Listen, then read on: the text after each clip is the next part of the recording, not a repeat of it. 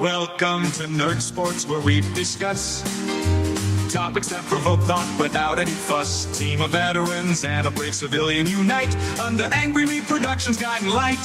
We are a beacon for those who seek audacious humor, unafraid to speak, celebrating freedom with every beat, exploring controversial issues, taking a seat, navigating life with intellect, not defeat.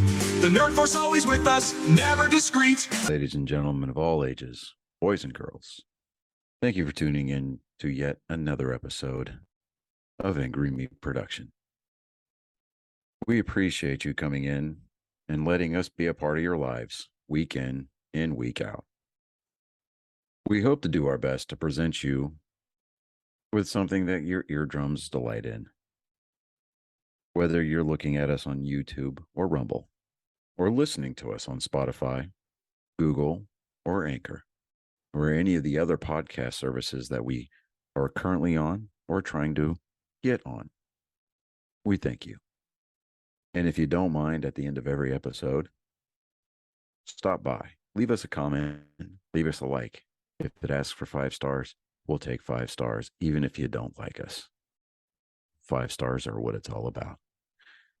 With that being said, we hope you enjoy our attempt to make our advocation our vocation. Ladies and gentlemen, let the games begin. We here at Angry Me Production want to thank our sponsor, Mobile Notary Mindy. She's certified with the National Notary Association. She's also bonded and E&O insured. She offers a wide range of services, including wills, powers of attorney, medical documents, healthcare proxies, living wills, certification of trust, assignment of personal property, HIPAA waivers, advanced healthcare directives, and 9/9 verification. You can find her on Facebook, TikTok, and Instagram at Mobile Notary Mindy. You can also visit her webpage at TexasMobileNotaryMindy.com. That's TX, MobileNotaryMindy.com. Thank you so much, and enjoy the show. Oh, come on. Good evening, everybody. Welcome to Nerd Sports episode 185. If you're not seeing us live on YouTube this week, it's because YouTube decided to go full YouTube, and so we're coming at you from the hallowed sacred grounds of Twitter, now known as X. I just call it Twitter. Everybody calls it Twitter. No. You call it X. You call it X. I specify why you call it X is because Twitter was communist country, and now we have okay. freedom. You know what? You're right. So Thank you, Daddy Elon. We are coming to you from the hallowed sacred grounds of free speech. We're coming at you live on X. I don't care what anybody says. I'm calling it Twitter. What? We're not coming on you live, but we are coming at you live. I think you made it That's- worse. Well, that just depends on how hydrated you are. I don't know, how, but that is an important The distinction. only people who call it X is Elon himself. Okay. And I do. You know what's really? Oh, hold on. I just realized something. Since we're not, well, technically we were all only doing like a small smegment on YouTube, and since we small You said what? smegment? Is that like the cottage cheese crap that dudes get when they don't wash their dick? Right. But eventually when we do Yes, upload this yes. to our regular channel, oh yeah, that's true. so you're going to have to bleep Edit that for, app, yeah. yeah. Don't edit it out. Just bleep it or Mhm. just No, mute it. No. You But he need was having to. so You much need to fun. Did you see how much fun do he what was? they did in that one SpongeBob episode, where it's like every time it's the With the dolphin dolphin, noises. the dolphin noise. You know what's really funny about the episode? The voice actors were like, it's getting really annoying, just like stopping our sentences. So they're like, "Can we just cuss and you bleep it out?" And Nickelodeon was like, "Yeah, fine, whatever." That is awesome. So Okay. SpongeBob was cussing in rehearsal So- for the episodes. Now, Chris has stated that, he's got some real world stuff going on, and, which we all do outside of this show. So I'm not going to crash your segment like I said I was going to earlier before we started filming. But I am going to tell a joke to start the evening off with. So pre-weird sport, I'm going to get this out of the way, David. Okay. All right. So a female dwarf goes to her OBGYN for a checkup. And the doctor asked if there was any issues that she needed to address or if she needed, to know about. The woman told her that every time it rains, her labia gets really swollen and sore. So the doctor asked her, go ahead and hop up on the table. And let me take a look and see what's going on. So the doctor's looking around and she comes back up and she's like, well, I don't see anything out of the ordinary. But I tell you what, the next time it rains and if your labia starts to hurt again, you come immediately in. I'll get, they'll bring you right to the back and we'll take a look. So, okay. A couple of weeks later, it rained for a couple of days. And so this woman comes back in and the doctor was looking at her and it's like, lift your skirt. So, the woman lifts her skirt and she goes, I see what's going on here. I've got an idea. Hop up on the table. I'll be right back. So the doctor leaves the room. She comes back with a pair of surgical scissors. Well, of course, the lady, she's really nervous. And she looks away because she's like, scissors, cutting. I'm not okay with this. So the doctor's down there snipping away for a couple of minutes and she gets up and she's like, okay, I'm done. Hop off the table and take a, walk around for a second and tell me what you think. So this woman, she's walking around for a minute inside the doctor's office and she's like, I'm not sore. What did you do? What did you cut? She goes, I took a couple of inches off the top of your rain boots.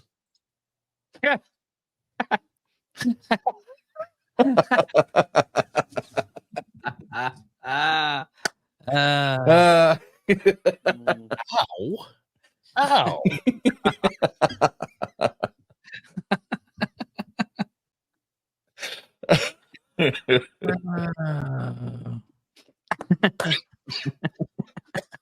I'm sorry. I had to get that out of the way. No, that's funny. Okay.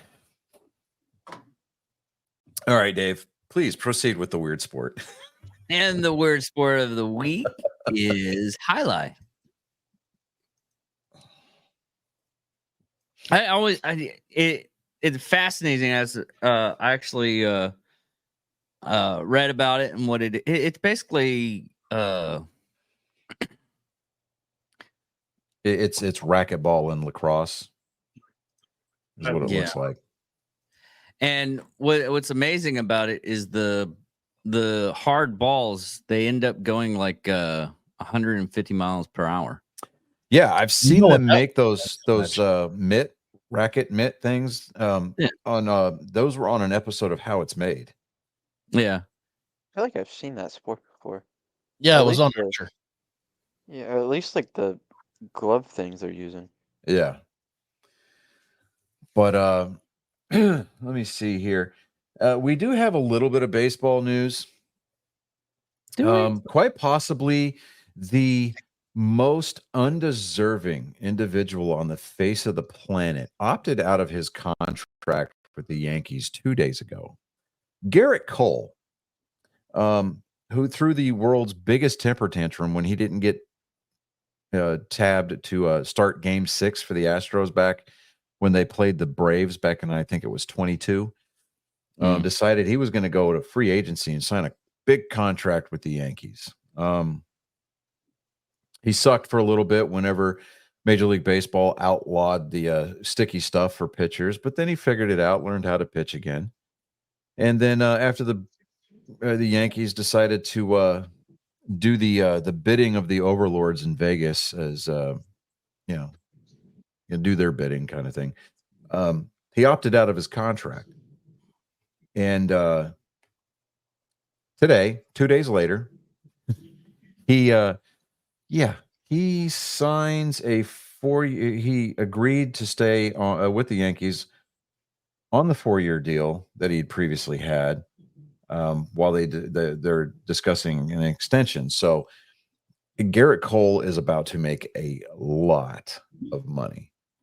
and the knuckleheads that support the evil empire that are willing to pay those property taxes and ticket prices at Yankee Stadium and inside the city of New York are going to get a very big surprise whenever the cost of living in that area goes up even more, because they're having to pay for this bum's contract. So that's my take on that. Nathan Eovaldi did decline his Rangers option. He is going to be testing the free market, or the free agent market. And something that I thought was funny, you all remember Colin Montgomery, the stud starting pitcher for the Rangers during their World Series run. Yeah. He signed that deal with the Arizona Diamondbacks last year at the beginning of the season, just because Scott Boras screwed him and asked for way too much money, kind of a thing. Well, the owner of the Diamondbacks said that signing Colin Montgomery was the biggest mistake that they have ever made. Like, he didn't see the logic in spending that much money on somebody who doesn't perform that well, right? Mhm. Well, Colin Montgomery, either yesterday or today, exercised his player option in his contract with Arizona, and has now cost the Arizona management group somewhere to the tune, I think, of like 26 or 27 million extra dollars by exercising his player option for the third year of that contract, or second year of that contract. So they can't. They can't renege on it. They can't opt out of it. It's a player option. If he chooses to stay there, he gets that extra year plus whatever they had agreed upon for that player Basically, year. what I'm trying to get at is because of that, the cap, they're not able to pay like one of their good players. That No. raise or anything like that. There's no salary cap in baseball. Cap in baseball. Oh, okay. So, but baseball does have a thing called the luxury tax. So if you go over a certain amount, I think the cap is at like $220 million, and that's for your entire payroll, right, per year. Oh. If you go over that, you pay a luxury tax, and that luxury tax is doled out to the smaller market teams amongst, across the major leagues. So he screwed them big time. Well, he didn't necessarily screw them, because Arizona's not in any danger of hitting that luxury tax cap. So, but I mean, believe it or not, Arizona is actually considered a small market. They're like the Texas Rangers. Even Houston is considered a small market team. Really? Believe it or not. Yeah. The large market teams are going to be your Bostons, your New York Yankees, your New York Mets, the LA Dodgers of the world, the San Diego Padres of the world. Those are going to be large market teams. And that's because of things like location, cost of living, revenue sharing, TV deals, that kind of a situation. The Braves are considered a large market team. But yeah, both Texas teams are considered small market teams. But I mean, you're looking at teams that are mostly on the coasts. Now, both Florida teams are considered small market. Seattle's a small market team. But what's funny about Seattle is Seattle's the most traveled team in the majors, because they don't have any geographic rivals as far as like in-state or next state over. I mean, they don't take a short flight anywhere. I mean, they're guaranteed to be in the air for at least 3 hours, 4 hours, just to get to their closest team, which is going to be Giants, the California market. Yeah, the Giants. Speaking of California teams, the team formerly known as the Oakland Athletics, they are going to be playing at a minor league facility in Sacramento, and they're just going to be called the Athletics. They're not going to have a city name attached to them. In fact, the abbreviation that you'll see for them on scoreboards posted on television screens is just going to say ATH, which is short for Athletics. And I think that's mostly because they're going to be homeless for a while. They still don't have a stadium deal in place in Las Vegas. There's no groundbreaking that's been going on. I mean, I don't even think that they've agreed upon the land for it. I've seen some. They have some designs that they. Yeah, they've up. got architectural, proposals out there, but it's not. I mean, there's nothing concrete. I mean, when the Raiders were talking, when the city of Las Vegas was talking to the Davis family about moving the Raiders there from Los Angeles, they had already figured out where they were going to build the stadium. They've already figured out, hey, here's the design, the architectural design that we were going to be. NFL to the MLB. You do what now? Because that's almost like the second time that's happened. Not in like, it's been a couple of years since. What was the other team? Fuck. Because I read about it. Because I was reading about the Athletics. They said this has happened only like once in a lifetime. Well, the Athletics aren't originally from Oakland. They were in Philadelphia. They were the Philadelphia Athletics. Then they were. I think there was one other move before or after that. The Nationals, when we're talking about that other team. Oh, okay. So the Nationals are basically the Montreal Expos. Yeah. Yes. Okay. And that's just because the attendance in Montreal went through the floor. I mean, you had some absolute studs play their rookie years in Montreal. Randy Johnson, Pedro Martinez. There was a couple of Vladimir Guerrero Sr. started his career in Montreal. That senior, yeah. Yeah, I mean, absolute studs. All of them in the Hall of Fame. I mean, fun fact, the Montreal Expos actually drafted Tom Brady their last year of existence. Yes, they did. And for the longest time, like just before Tom Brady actually officially retired the second time, he tweeted out on April Fool's Day that to all Montreal fans, get ready because he's bringing baseball back to the Montreal area. And everybody kind of went nuts for a second, and then they looked at the date and they were like, "Oh, I see what he did there. Well played, sir." But yeah, it's the deal with the Athletics. I mean, they're a very storied franchise. I mean, the 70s they went on a World Series tear. The 80s they went on a World Series tear. I mean, Mark McGwire, Ricky Henderson. We're talking Jose Canseco. I mean, just absolute studs. Of course, then you got the Moneyball squad, but these guys.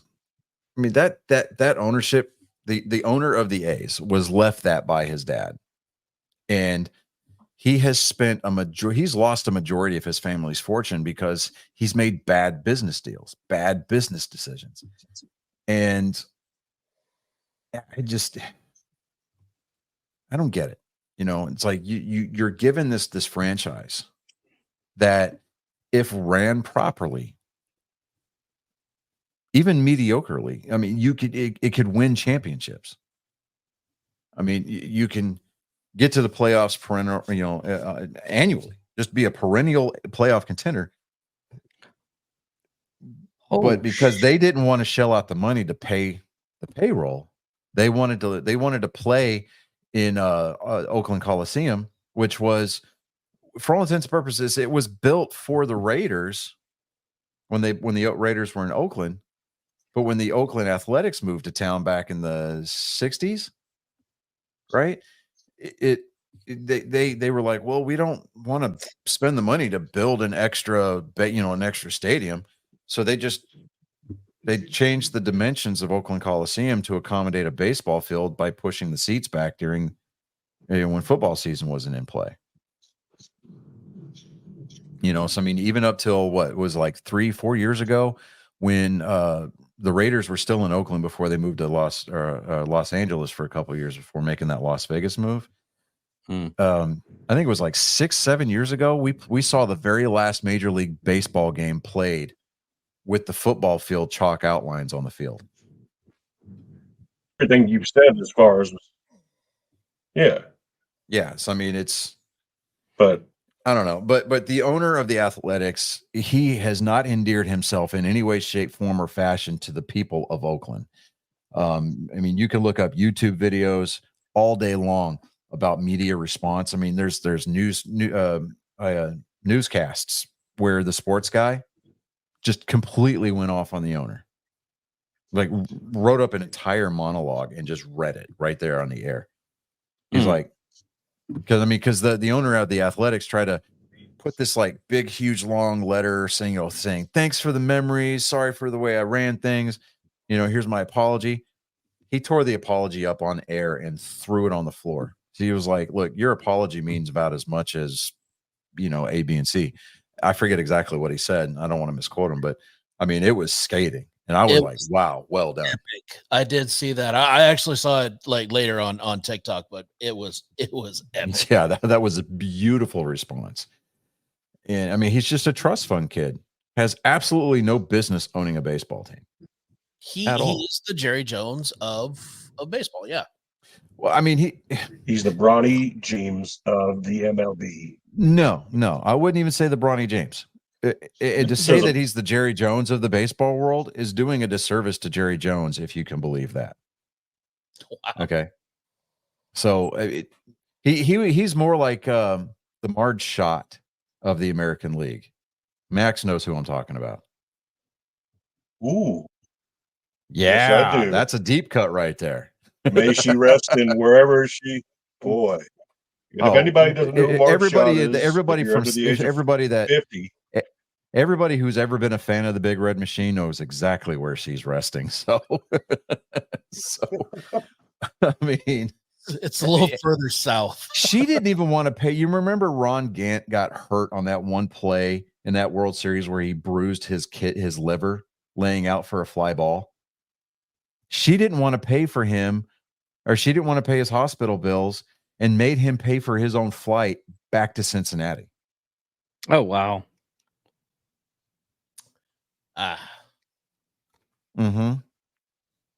Yeah. She was like, she is. People think that the former owner of the Clippers was bad. Yeah, no, Marge Schott was horrendous. I mean, horrendous. She is actually who they based the character of the owner of the Indians in the movie Major League. That's who they based that character off of. Yeah, completely believable. Except Marge Schott didn't have the luxury of being a former stripper. No. So I mean, wasn't built like that. Nope. All right. So what we're gonna do here, as soon as I can get there we go. Good job, internet. Dude, they've had rolling blackouts all across the air, all across the county today. Because on the windiest day we've had in the last week and a half to 2 weeks, CenterPoint Energy decided to pick today to start working on transformers and substations around the area. No, CenterPoint Energy is making bad decisions? I know, right? I mean, you would think that never happened before, ever. After the Hurricane Beryl debacle, Oh, and there's a brand new named storm out in the Gulf. And guess where it's projected to hit? Of course. Florida. Right here, baby. Texas. I'm like, outstanding. And they're projecting that it might be a category 1 by the time it makes landfall. Come on, I'm sitting here going, Thanksgiving. But 2024, dude, is just, it's on fire. I'm just telling you. We had the earliest recorded hurricane in decades, right? And then we're probably going to have the latest recorded hurricane. I'm sitting there going, man, it would do that shit when I moved down here. So it is what it is, though. I mean, Oh, I want to have like one little thing though mhm. about the World Series and how Oh, you do have a little thing. We're all aware. You do have one little thing. they didn't say anything Comment. Patriots What the Patriots reason why they Patriots loaned them the plane. Oh yeah, it's because the Dodgers beat the Yankees. So I mean, it's the New England connection. It's everything to do with screw New York. That's all Yeah. it was. You know, so I'm good with that. Okay. All right. I just watched a video of a lightning strike in Peru on a soccer game. 5 people dead. Damn. Yeah. Yeah. Okay, so we have some soccer picks game. to go over real quick. All right. Let me get into the screen that I need to get to real quick.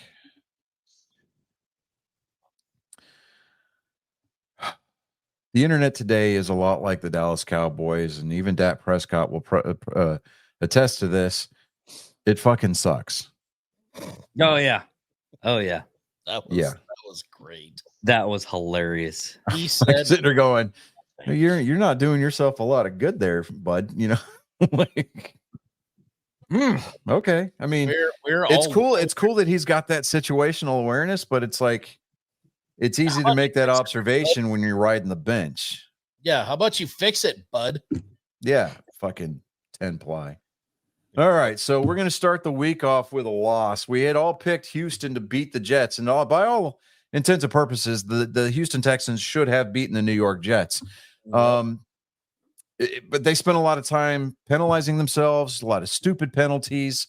Yeah, the Jets won For because whatever reason, the offensive line for the last 2 weeks has been taking the day off. yeah. And they're not blocking the way that they should. Now, granted, yes, they're going to be without Stephon Diggs for the rest of the season because he tore his ACL, but they still have Mixon. They still have Tank Dell.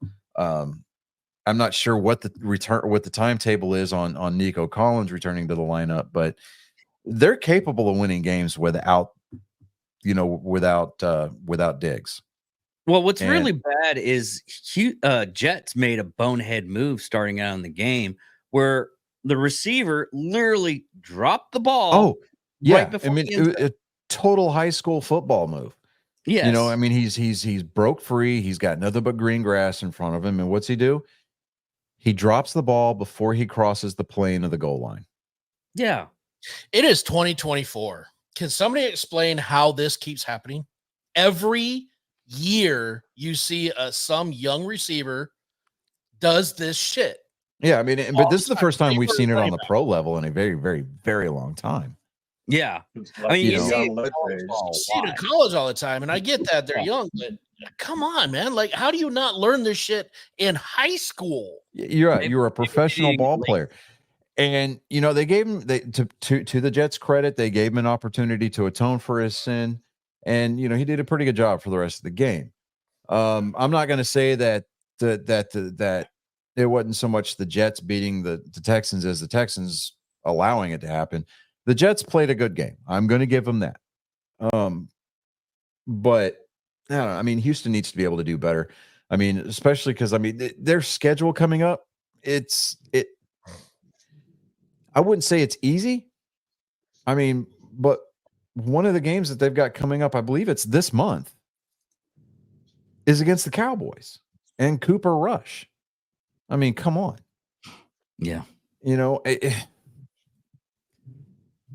With the spiraling, with the tailspin that the Dallas Cowboys are currently engaged in, I don't see their egos getting out of the way long enough for them to figure out what's going on.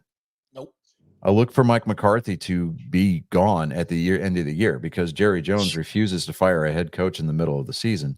Did you see him throwing the tablet around? Mm-hmm. Oh, Mike McCarthy? Yeah. He was flipping through the his Waffle House orders.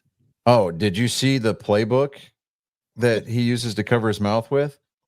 they zoomed in on that playbook live, and people were pausing it. They were Yeah. winding it back, and they were pausing the live video, Yep. and you could see the plays on the back side of that playbook. This is why we suck. Like, come on, man. I see things going up for the Cowboys though. You know, Prescott's hurt, so Well, here's the thing. Dak Prescott is not a good quarterback. I'm just going to say it. He's not a good quarterback.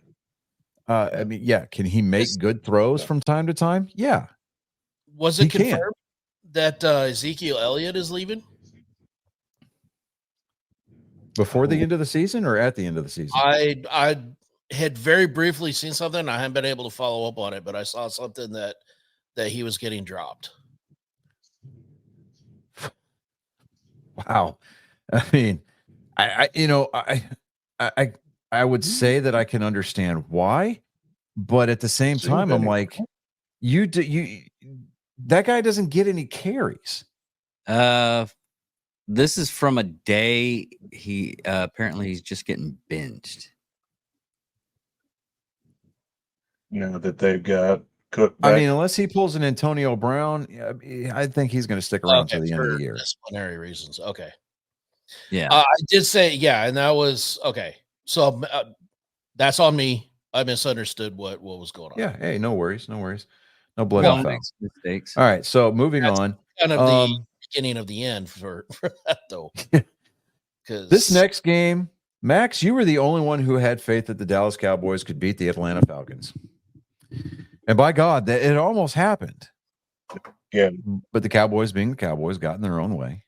look, the Cowboys might as well have won it. I mean, they scored a touchdown, so I mean that's good enough, really. We were driving back to Wichita Falls on Sunday, and Dallas scored a touchdown, and Colin was like, "Oh my God!" I was like, "What?" He's like, "I think Dallas just won the game." And I was like, "What?" So I pulled up the score app, the sports app on my phone, and I was like, "No, dude." And he goes, "Yeah, but they scored a touchdown. They never do that." I was like, "Oh, I see what you did there. Okay, yeah, I got you."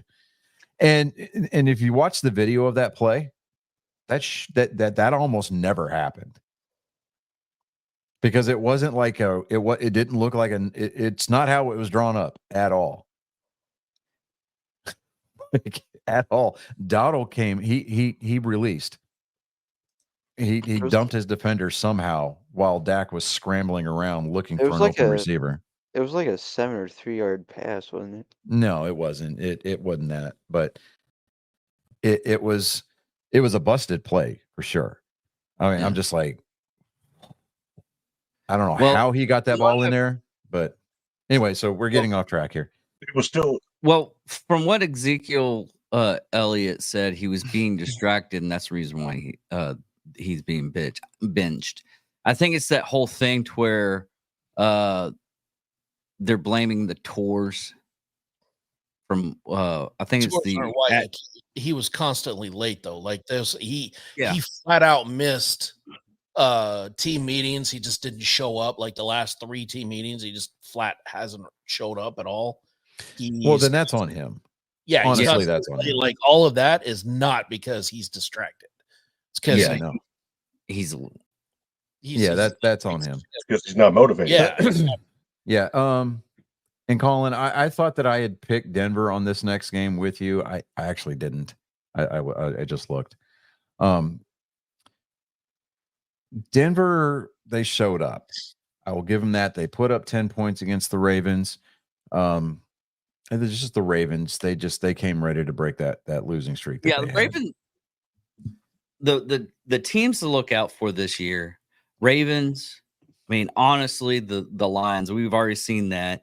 We were making fun of them the first time that we started doing nerd sports, but since then, since we made fun of them, I think they're coming to play, and they're beating down people. Well, I mean, the Ravens, honestly, they came out mad. I mean, you got your ass handed to you by the Cleveland Browns last week. Yeah. Come out, show up, play mad. Absolutely 100%. I mean, on paper, with the way that Baltimore had been playing, Denver wasn't a bad pick at all. No, They got especially how the Broncos has been playing this year versus what they were playing last year. Oh my gosh. we were listening to the game, and I got to the point I'm like, I'm just gonna change the So he started scrolling through, and I was like, "You want to listen to the Dallas game?" And he's like, "No." He turned on the Bengals Raiders Raiders. game, and that one wasn't going very well either because Yeah. I I mean, mean, it was for going me well at for least. me. But yeah, it went well for y'all. But next up, everybody picked Buffalo to win over the Dolphins, and that actually happened. The Game. Dolphins made it a game. I mean, it That's was close. decided by a field goal. So Did not expect that. no, not at all. Let me see here. Chris, you picked the Saints. And well, I still stand by it. yeah, I mean, it was a 1-point loss. On the flip side, they fired their head coach today. Yeah. Oh, really? Yeah. Yeah. Their head coach got fired today. I mean, That's they started out 2-0, and I quote Max, or paraphrasing at least, until somebody proves that they can slow down Alvin Kamara and at high scoring offense, I'm going to pick New Orleans. New Orleans should have a 7-2 record right now, but here we are. So Well, you also got to look at what happened with Cliff Orville with that illegal hit concussion. yeah, I mean, It took all him that aside, out of the game. all that aside, the depth chart should be established to the point where if your starter goes out, your second string guy can come in and pick up the slack. Yeah. It should be seamless. No, you're absolutely right on that. But you're also, and I hate to say this, you're also looking at the morale like hitting hard because they're out of player, especially with something that, look at that hit, man. I would be devastated. Yeah, I mean, you're not wrong, but things are what they are. So, Because there's a lot of things can affect the game, anyways. yeah. The Bengals are going to be flirting with 500 football next week. After their 41-24 victory over the Raiders yesterday. Let me see here. The next game, Chris, you picked the Chargers. So, you're kind of atoning for your New Orleans pick. So good job there. You broke even on that one. I think what happened with the Browns is they were very, very sad with the death of Peanut. They're the fucking Browns. That's what happened with them. I'm trying to help you. No, they're the Browns. There's nothing else you need to say. They're the Browns. I feel like Chris is making valid points here. I mean, he is. He's spitting truth. Let the man cook. But here's the thing. Okay. Ever since Harambe got murdered, things haven't been right. I mean, and we're going to have an asteroid pass within like 800 miles of the Earth's atmosphere. That's and I'm directly linking that to the death of Peanut. Yeah, that's what happens when you lose an anchor beam. Yeah. We are during the torrent meteor shower, which happens annually. So yeah, we lost 2 more anchor beams. Yeah, two anchor beings. I mean, we're all dead. I mean, it was dicks out for Harambe. I mean, is it nuts out for Peanut? Yes. Absolutely. Yes, absolutely. Yeah. So, there's that. Yeah. What do you think is going to happen when Hugh Jackman actually dies? Like the rapture. Hugh Jackman never going to die. He's Wolverine, bro. It's yeah. Oh yeah. Made adamantium. You're right. I mean, that's not how regeneration works. Duh. Oh wait. It's going to be. It just takes a little longer. Like my erection. It's one of those deals where it's like brought to you by he's gonna be doing this until he's 90, right? I mean, it's like with William Shatner. I'm gonna be an emotional, sobbing tub of shit the day that William Shatner dies. Are we sure that he hasn't actually died and they're just like there's you know He you know, when Like they picked him Elvis? to when they picked holographic and him cloning when they technology? picked him to play the original Captain James Tiberius Kirk, they picked the right person because William Shatner and James Kirk are the same person, dude. They're Peter Pan. Mm. Case in point, the last line of him on screen in Star Trek 6, second star to the right, straight on till morning. I mean, come on, man. Come on. That is classic. I was watching that. I rewatched that the other day, and it's at that moment, right? You know, when Uhura turns around in her seat and she's like, "Captain, we just received word from Starfleet. They want us to return immediately to space dock for decommissioning." And then everybody's looking around at each other. And Spock goes, "I believe my response would be, go to hell if I were human." And then when Kirk gives that command, second star to the right, straight on till morning, dude, I still get a little choked up. I still get weepy because I saw that movie in the theater, right? And that was the first time that, you know, whenever they end a series with a specific cast, that the cast does their autographs, their signatures on the screen, right? And that's where the Russo brothers got their inspiration from when they did that at the end of Endgame. Yeah. But moving on, let me see here. So yeah, the Browns did what the Browns do. Washington, and you know what? They let Daniel Jones join that club of quarterbacks who's actually thrown a touchdown pass at the Meadowlands. So, you know, hey, that was a pity score, right? Yeah. But they still pulled out the win. They still have a chokehold on first place in the NFC East. Dan Quinn is looking more and more like the hot girlfriend that you let get away in high school. So, good job, Jerry. I mean, crying out loud. Should have offered him the head coaching job for Dallas. That would have made more sense, right? Yeah. Fire McCarthy, promote Zimmer, get some wins. Done. He'll never do it. Yeah, he'll never do it. He'll never do it. Not in the middle of a feel like- season, anyway. I feel like there's a theme for this week where it's like the games we expected to be like pretty far I apart know. are pretty close, and then the ones that we Yeah, expected and then to you be get close. games like this one, New England and Tennessee. Yeah. There's a lot of times where I forget Tennessee has a team. I mean, Yeah. Yeah. I mean, and I used to live in Nashville. So, it's one of those. What's sad is this one. This is I one was of the there for the Music City Miracle play. I just yeah. Okay. Did we all get this one wrong? No, This the New England game, yes, we did. But the next game, let me see here. David, Colin, and Max, you guys got that one right. Chris and I picked Chicago. Yeah.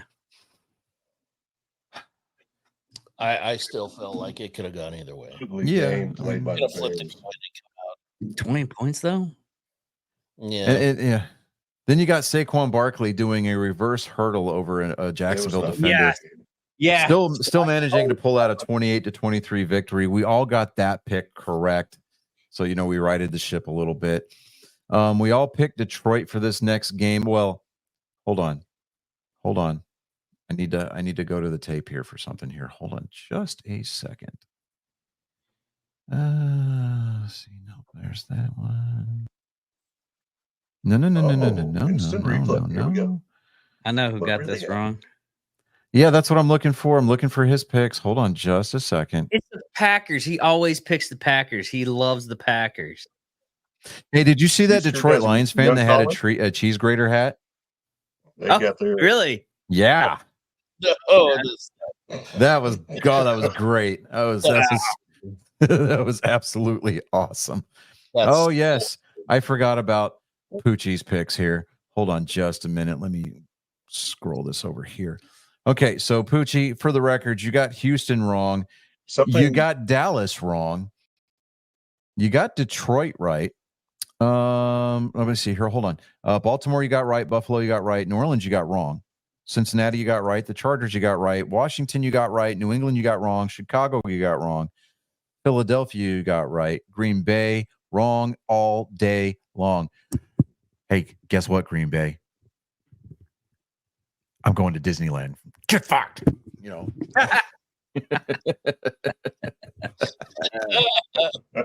Okay. Now that we're all caught up, let me see here. I picked the Rams. David, you picked Seattle. Colin, Max, you picked Seattle. Chris, you picked the Rams with me. Poochie, you picked the Rams also. We got that one right. The Rams won against the Seahawks. I do feel like this could have gone either way, though. It could have. And Yeah. honestly, listening to the game, it should have gone to overtime. In fact, it did go to overtime. exception at the end. And on a 4th and 2, actually, it was a 4th and goal on the 2-yard line. They couldn't convert. Seattle could not convert. They stacked 5 running backs in the backfield. They declared 2 extra linemen as eligible receivers, and they still couldn't punch it in. Mm-mm. So what happened? Los Angeles marches back down the field, and it was a one-handed catch in the back of the end zone. And listening to the Seattle radio broadcasters on Sirius XM last night, they were a next level disappointed. I bet. I mean, you could hear like the physical energy leave their bodies. You Like witnessed when that 4th and short got stopped, they were like, "Oh wow." Can you blame him though? It was like deja vu. It was like watching the Super Bowl all over again. What Yeah, happened except was Geno this time Smith when they did try to channeled run in it, his it didn't inner work. Russell Wilson. Yeah, but like I said, and I think that the Seattle head coach, to his credit, was Nothing thinking was about history working. It was- repeating itself. But the problem is that you didn't have Marshawn Lynch in the backfield. You didn't have the beast taking that ball. You know, so I'm just No like, skills.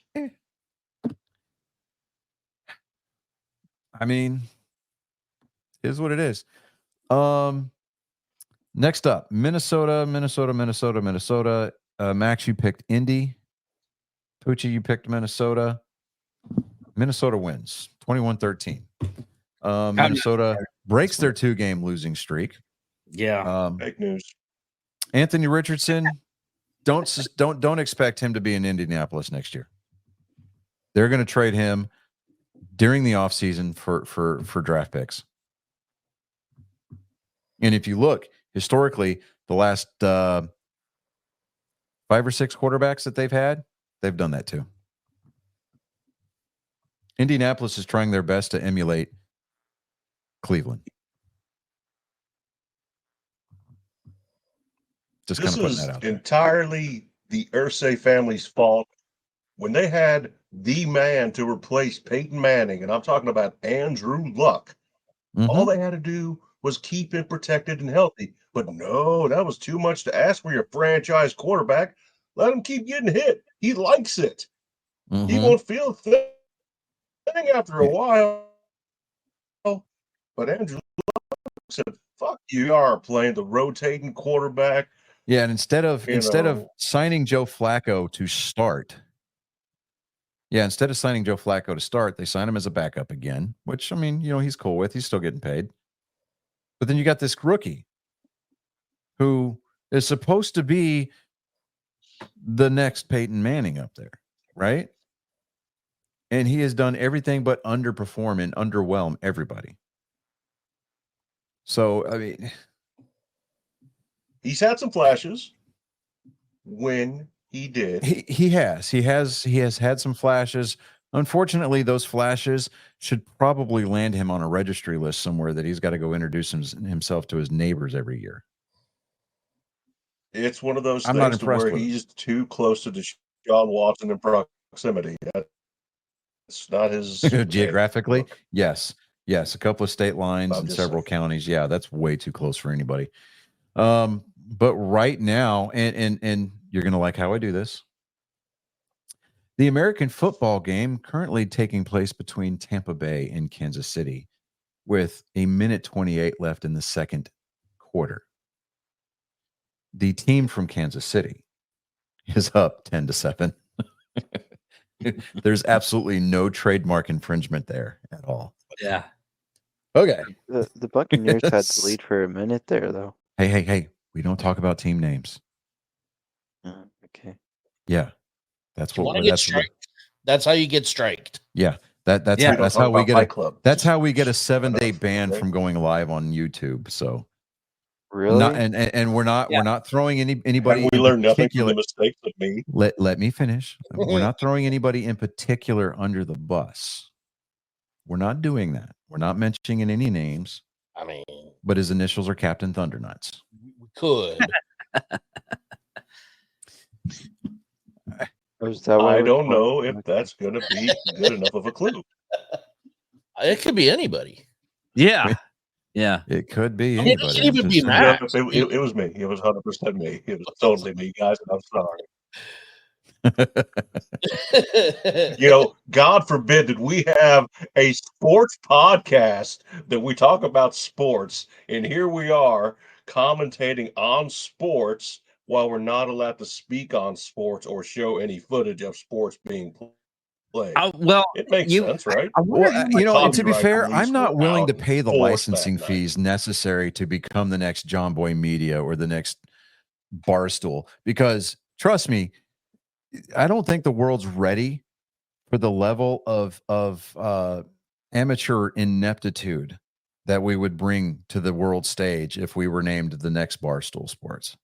Yeah. I mean, David's got the Threw the ball.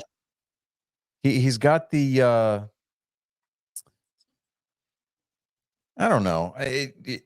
He doesn't fill out the whole Dave Portnoy, the whole El Presidente kind of vibe. But, you know, he's got that behind the scenes kind of a thing going on. I mean, we would need to pick an El Presidente.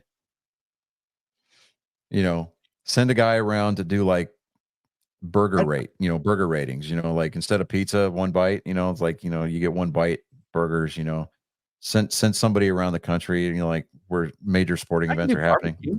Dude, I wouldn't be the one person to actually do that. The barbecue reviews. Yeah. Oh, yeah. I'd do it. Hell yeah, It I'd do could it. be that mistake. Yeah. We could do that. In Kansas City. And then we could pick up a sponsorship for a cholesterol medication. You know, today's freak out. barbecue Rosuvastatin, which is also another today's sponsor of the barbecues show. rating is brought to you by Lipitor. You know? You know what's really funny is I freak out the nurse. Don't forget your Chris story, everybody. Because if you go in the go to the emergency room for anything, you have to get like Your vitals. vitals, blood pressure, and everything. They're like, oh, you got high cholesterol, high blood pressure. Yeah. Yeah.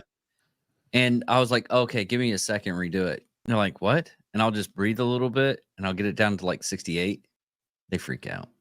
So how is that possible? Are you on meds or something? I'm like, no, I just know how to lower my blood pressure. So what we're gonna do is Talking about going to the emergency room. That long list of like bad things about the medicine that outweighs the positives. yeah, I love, like, there was one, it was it was a weight loss pill, right? Or one of the oh no. It was a cancer treatment, like it was called Enhertu, right? And I was like, so they're wanting to put that medicine in her too. And my wife is laying there in bed next to me and she's like, what? I was like, in her too, because it's all women on the, but one of the side effects of this cancer drug is death. I'm like, huh, okay. I mean, at least she couldn't say, at least they can't say they didn't go out swinging, you know, that kind of a deal. Yeah. All right, so we're going to start week 10. Week 10 of the NFL regular season. And Ready? The Bengals are going to be going to Baltimore to M&T Bank Stadium, and they're going to attempt to go 5-5 against the 6-3 Ravens right now that are absolutely proving that they can ball out of their backside. So I think of Ravens. It's Baltimore. I'm thinking Not a doubt Baltimore in my too. mind. I mean, sorry, Joe Burrow. I'm just not feeling it. You know, I know that you're, doing the Jake Peralta, and you got rid of the tips, and you're playing better because of it. But it's just, too little, too late. That's all I'm trying to say. Colin, who are you taking? You all froze and the audio cut out. I don't. Who are you taking? Baltimore or Cincinnati? Cincinnati. Of course you are. Yeah, of course I am. And Max, you're taking Baltimore, I'm assuming? Simply because after getting rid of Joe Mixon for no good reason, you can see the end result of not having that man in the backfield, and Joe Burrow really misses Joe Mixon. I mean, why do you think he went and got blonde tips? I mean, come on. Just saying. he's trying to seduce the other receivers. Right. Boy band. Yeah. Right. Sean Watson's also going to be in it. Like, Joe Burrow's going to start a boy band called the Tiger Stripes, and you're going to get a bunch of stay-at-home moms that are going to get pissed off because he's taking their name. Oh, boy. Only fans. and Make no everything. mistake. Make no mistake. Women, we love the Tiger Stripes on y'all because that is a badge of fucking honor. Okay? So that wasn't a misogynistic comment at all. I'm just giving you, a game recognizes game. That's all that is. Okay? So don't be coming at me and throwing a We bunch of hate all in our love the inbox. pussy here. I don't know. What do you What was the time step on that? What, Well, we all have kids. Obviously, we love Or- women. for, There's a child, for God's sakes, right there. so Where do you think he came from? The child fairy? What do you think, the stork brought him? I mean, it's kind of goes without saying. We procreated, for God's sake. 45 seconds. Got it. Oh my god. All right. No, that was the best part, I think. Next to, Yeah. all right. So Johnny was going to start talking about something. Oh god. I think I'm going to take Carolina against the Giants. Not only are they hosting the Giants, but I think that Maybe the Giants will get confused because there's no one screaming at them. no. Here's the thing, and this is just a theory. You know how in Major League Baseball, when a team scores 20 runs the day before, they don't do shit offensively the next day. Yeah, that's true. The Giants put up 20 points last night or yesterday. They're not going to do anything against the Panthers. I think the Panthers defense is actually a sleeper cell. They're going to wake up against the Giants and they're going to stop a mud hole in their ass. This is going to be the game that puts the Panthers out of reach of the number 1 overall pick.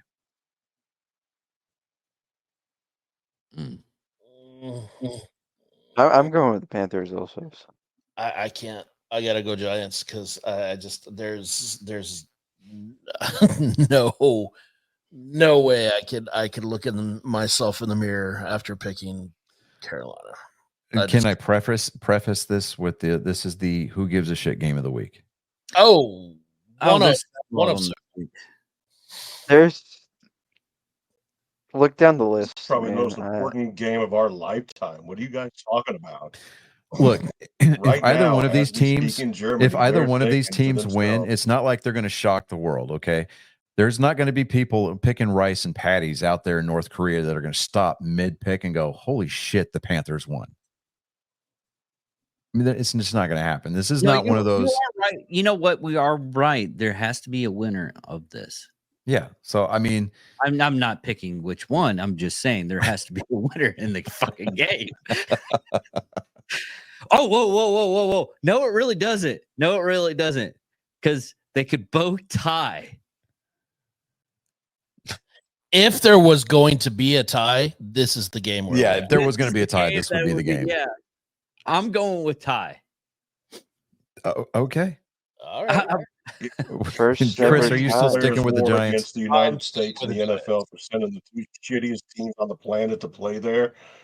Don't be surprised. Is all I'm saying. What have Hey, they done? and Carolina, They've sent the Carolina's going to shit pipe game. in. They're going to pipe in some white noise over the loudspeakers when That's 'cause the they don't Giants have are on people in offense. the freaking stands, Johnny. To what?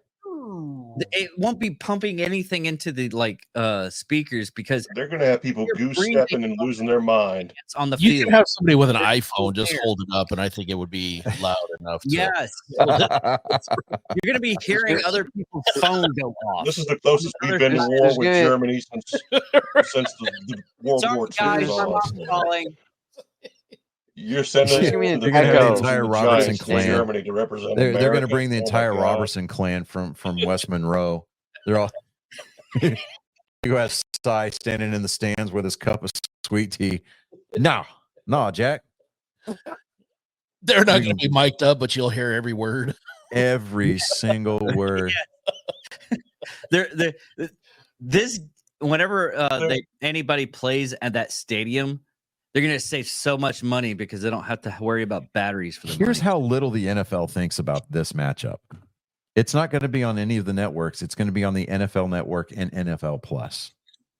It's going to be it's going to be a premium channel or streaming game only. It's going to be broadcast in China. Renta. They know that nobody's going to watch it. Yeah. Yeah. Chances know. are they have the same playbook. Even though they're just going to share it. They're going to run back and forth. Coach is going to cross the field while the people are playing and like, hey, They're- this They're, one. they're going to pick Daniel Jones to play quarterback going both ways. All-time quarterback. Right. He put a red jersey on that guy.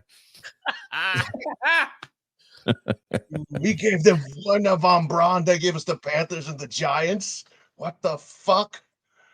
Oh No. my god, dude.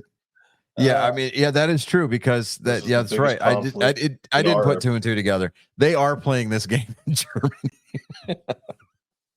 Oh, what? yeah. That's right. It's gonna, Now it's funny, huh? Oh, it is. Now That it's is funny. funny. And it's gonna be an early game. I'm talking about goose stepping up Ooh. these. I was like, where is he Tattoos making right that there connection? outside doing Oh, SS it's for in Munich. Lightning bolt those Okay. people's necks. A All right, yeah, declaration no, they're of not. war They're not. during They're yeah, halftime. no. They're Well, you know what? one of The these people- teams They're is not going to get sing roasted John so Denver at any bad point that of the game. I promise you. They're going to have one to of these teams is going to get roasted so bad that the other coaching staff's going to have to take cyanide pills on the flight home. they're going to have to.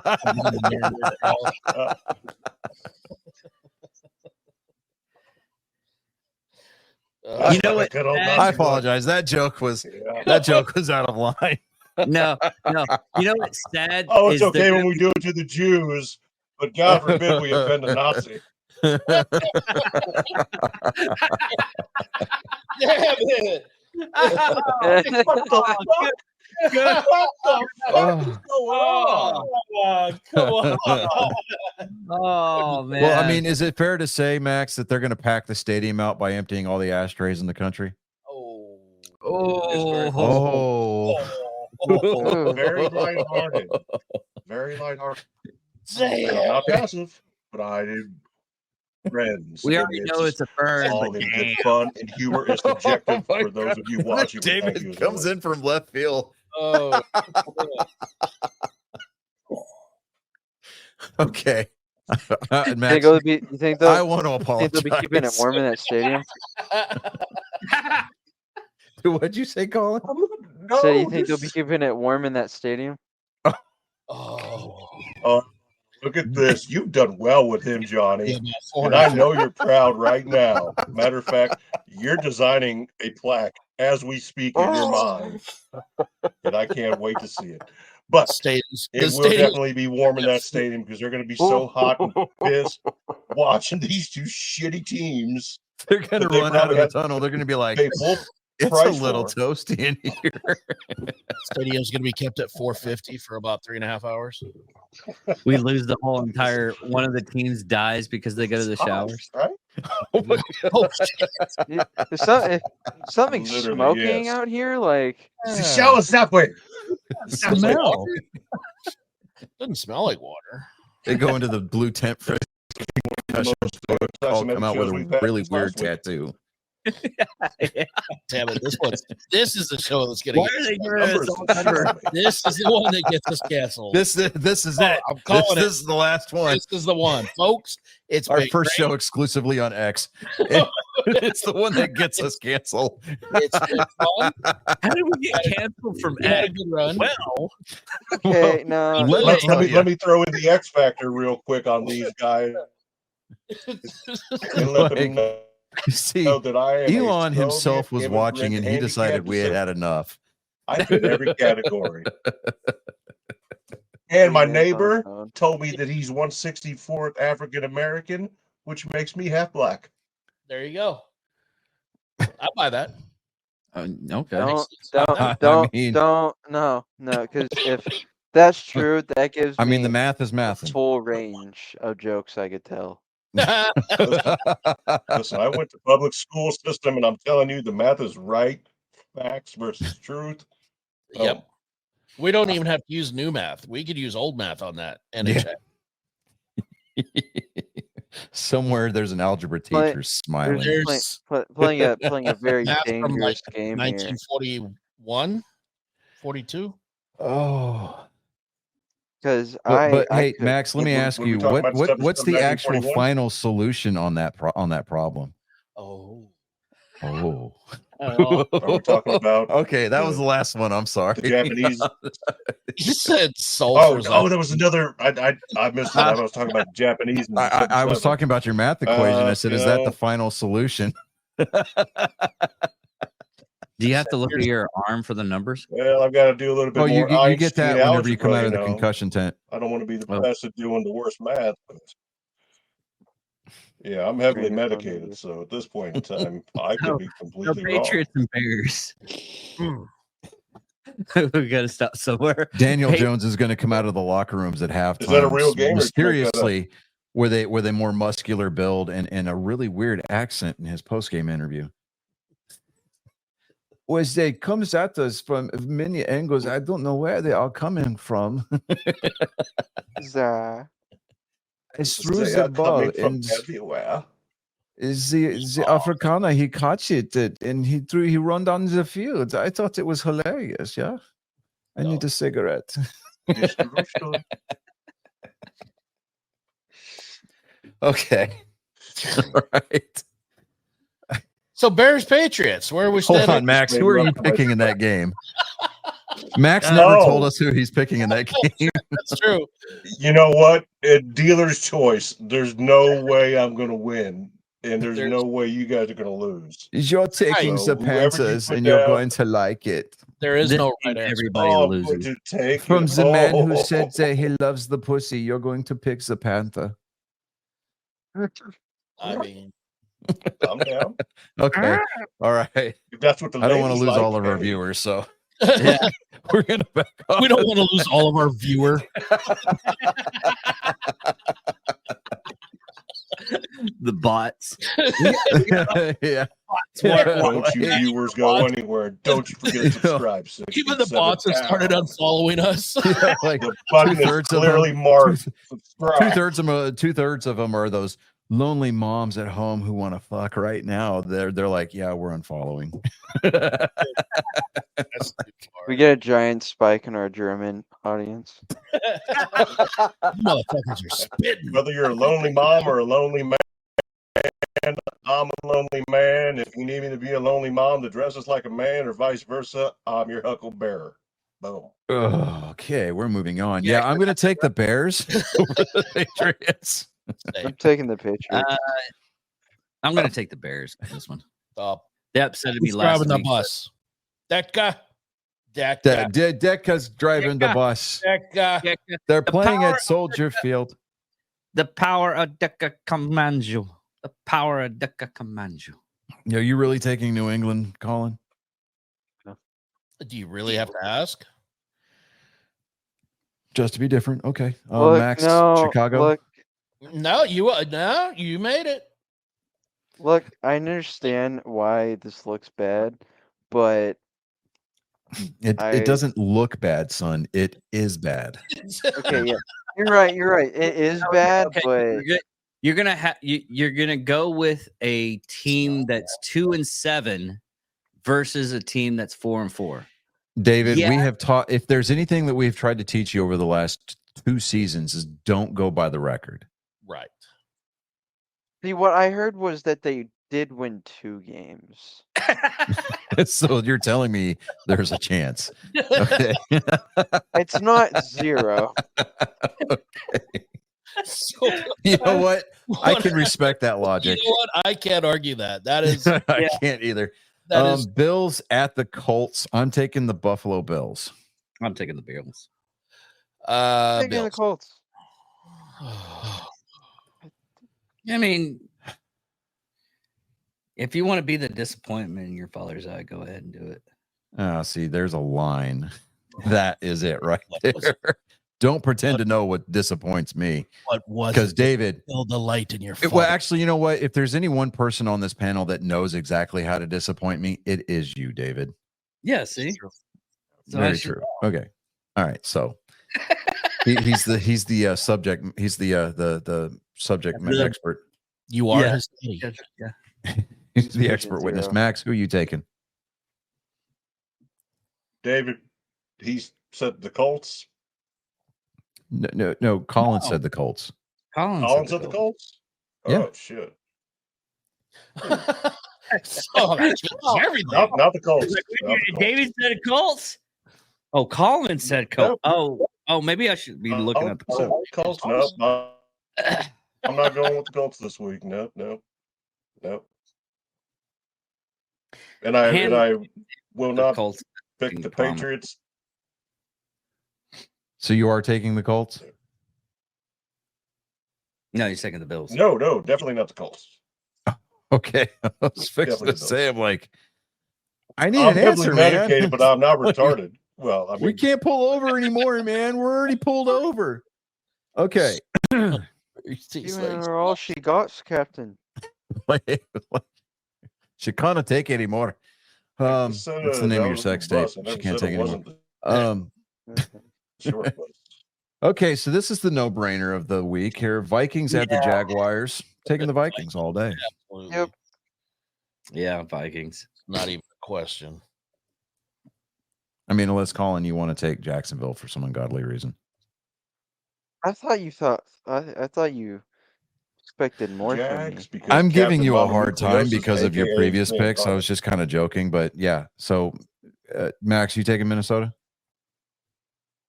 No, I will not take Minnesota. I will not negotiate with terrorists. I'll take Florida, Jacksonville Jaguars. I believe that this is going to be that game. I know I might sound like I've been That smoking game that meth takes them out of the mixed with a first little round, out of the bit first overall pick, also. whatever else, Look. but I haven't. Okay. I may have my past I few think picks. that it's have been so crazy great, enough that but- they want to win. They're going to make it Okay. happen, and Doug Peterson wants to keep his job. Okay. Well, this next one is the Donkeys at Kansas City. Duval County's going to come together. They're all going to just make this win happen. Colin, I know you're dying to pick Denver. I know. Oh you no, are. I am. Okay. I'm gonna go with Kansas City. And I know everybody else is going to go Kansas City, so I'm not even going to ask. All right, this one's going to be an interesting one. The Falcons at the Saints. I The- don't think it's going to be as interesting as you think. I think Yeah. the Falcons are going to just blow it over. If I'm going Falcons. Yeah. They're coming off that. what that about you, loss. Chris? Gonna go. Falcons. Holy crap. And I got no Max? in the Saints anymore. I forgot the 49ers existed. I think there's going to definitely be some blowing, but it's going to be the Falcons blowing the homeless guy on Beale Street over on over there, the French Quarter. Sorry, BO. So you're saying a raging case of the herpes is going to be keep the Falcons Kirk winning Cousins this. from celebrating a win? So you're taking the Saints? I think that Kirk Cousins has done flexed it too much. Saints it is. Derek Carr's back, baby. Just need a Okay. game to get his bearings straight. Niners at the Buccaneers. That I- one is interesting. The Niners were Christian on the off McCaffrey week just this got way. activated off of the injury list. So the 49ers are going to have a running game again. They're Yeah. coming off of their bye week, right? Mhm. Yeah. I'm leaning towards the Niners on this one. I am too. I forgot that they existed. What about you, David? I'm gonna take Buccaneers on this one. Okay. Honestly, it could go. Obviously, it could go either way. Yeah, I'm leaning San Francisco. One, McCaffrey's coming back, and I that dude's He's hungry, got dude. I feel true, but at the same time, it might take them a game to get back in their groove. How long he's been out? So you taking Tampa Bay? Yeah. What about you, Max? In the NFL, and I know our folks know this, they're educated. The bye week is a week off for a team. For the San Francisco base, though, it's just going both ways. I'm going Buccaneers. Okay. Neither team have anybody to throw to, but I like the Buccaneers. Okay. Steelers at the Commanders. I think this is going to be one of the first big tests for Dan Quinn and his offense. I still like the Commanders in this matchup, though. I mean, they're playing at home at Northwest Stadium. I mean, the Steelers are playing decent football. Just the Commanders are playing better football. I'm going Washington. Yeah, I think Washington. Yeah, I'm thinking Washington. I got to go Steelers on this one.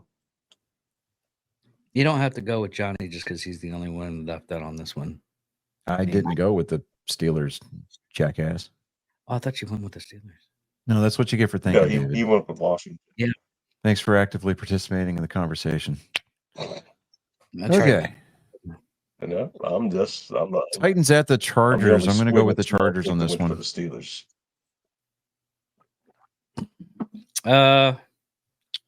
Chargers. Yeah, Is absolutely. this I feel like this is a game nobody cares about. No, this will actually be the primetime game of the week on Fox. This is the 3:05 kickoff. Yeah. I don't know. I mean, the Titans they ran into a win yesterday. The laws of averages were on their side. I think the universe is going to balance itself back out. The Chargers are playing good football. They're playing better football and more inspired football than the Titans are. It's just the Titans yesterday ran into a New England team that's still a little bit disheveled because they had Jared Mayo come off the concussion protocol like 3 hours before kickoff. I guess I'll go So- Chargers. What about you, Matt? Matthew Judon.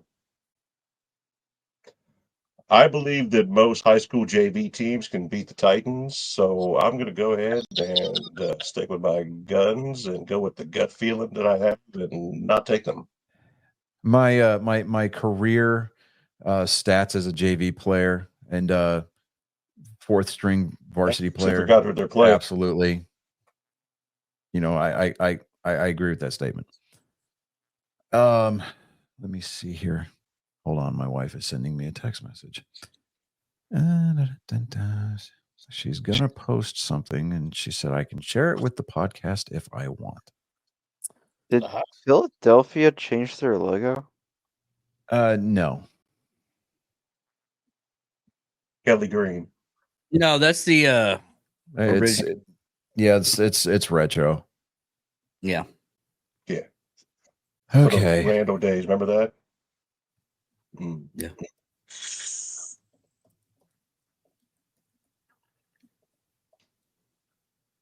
I'm going to Cardinals. I don't Yeah, believe yeah. in the Jets. Wow. Hold on a second, guys. Okay, so let me do something here real quick. I'm going to. Brewmates are on sale. Okay, hold on a second. Here, oh, it's a bloopers video. That's what she's doing. Okay, hold on just a second. Okay, so my wife is a TikTok shop affiliate, right? So Mhm. she gets commissions, she gets free samples, she rates these products, and she makes videos about them, right? Yeah. So, let me see. Is everybody doing that? Because that's mostly in my feed nowadays. It's just TikTok. Dude, there's a lot of it going around. Yeah. So yeah, Need to be had too. yeah. So we're gonna do that real quick. Okay, so let me move that over so I can see what I'm looking at. All right. Double click on the video. What? All you have to do is double click on the video now. Yeah, I know. No, how freaking stupid. Here we go. Brewmates are on sale. Brewmate 40-ounce. It's not working sale. here. Brewmates are on sale. Oh my God. Here we go. Brewmate 40-ounce tumblers are on sale right now. Brewmate 40-ounce tumblers are on sale right now. On sale. Do you love a flash sale? Flash sale. Oh my God. Brewmate 40-ounce tumblers are on flash sale right now. The Brewmate 40-ounce tumblers are on flash sale right now. Sale. Run, don't walk. Run by it. And we come back. That's gonna get like 1 million Run, views. don't walk. Dude, That's gonna get 1 million view. dude, I love my wife. Dude. Yeah, make sure you send that to us. Oh yeah, that was great. That was great. That's We gonna interrupted the picks for that, and I'm okay with that decision. Flash sale. Yeah, I think you should. Okay. Yes, they Is did. there a Yes, sale they did. price? What is the sale price?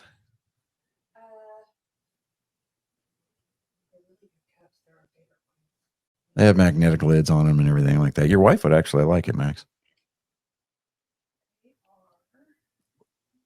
She loves those things. I have no idea what they are, but On sale right now for $45 with free shipping. They're on sale for $45 with free shipping. But they last. That's not bad. So if you're going to get one, go to your TikTok page, just Mindy on TikTok. Go to her showcase and get them through there. I'll send it to him. Yeah. Okay, so this next game, the Jets at the Cardinals. You know what? I'm taking the Cardinals. Cardinals. Cardinals. We'll also go Cardinals. Cardinals.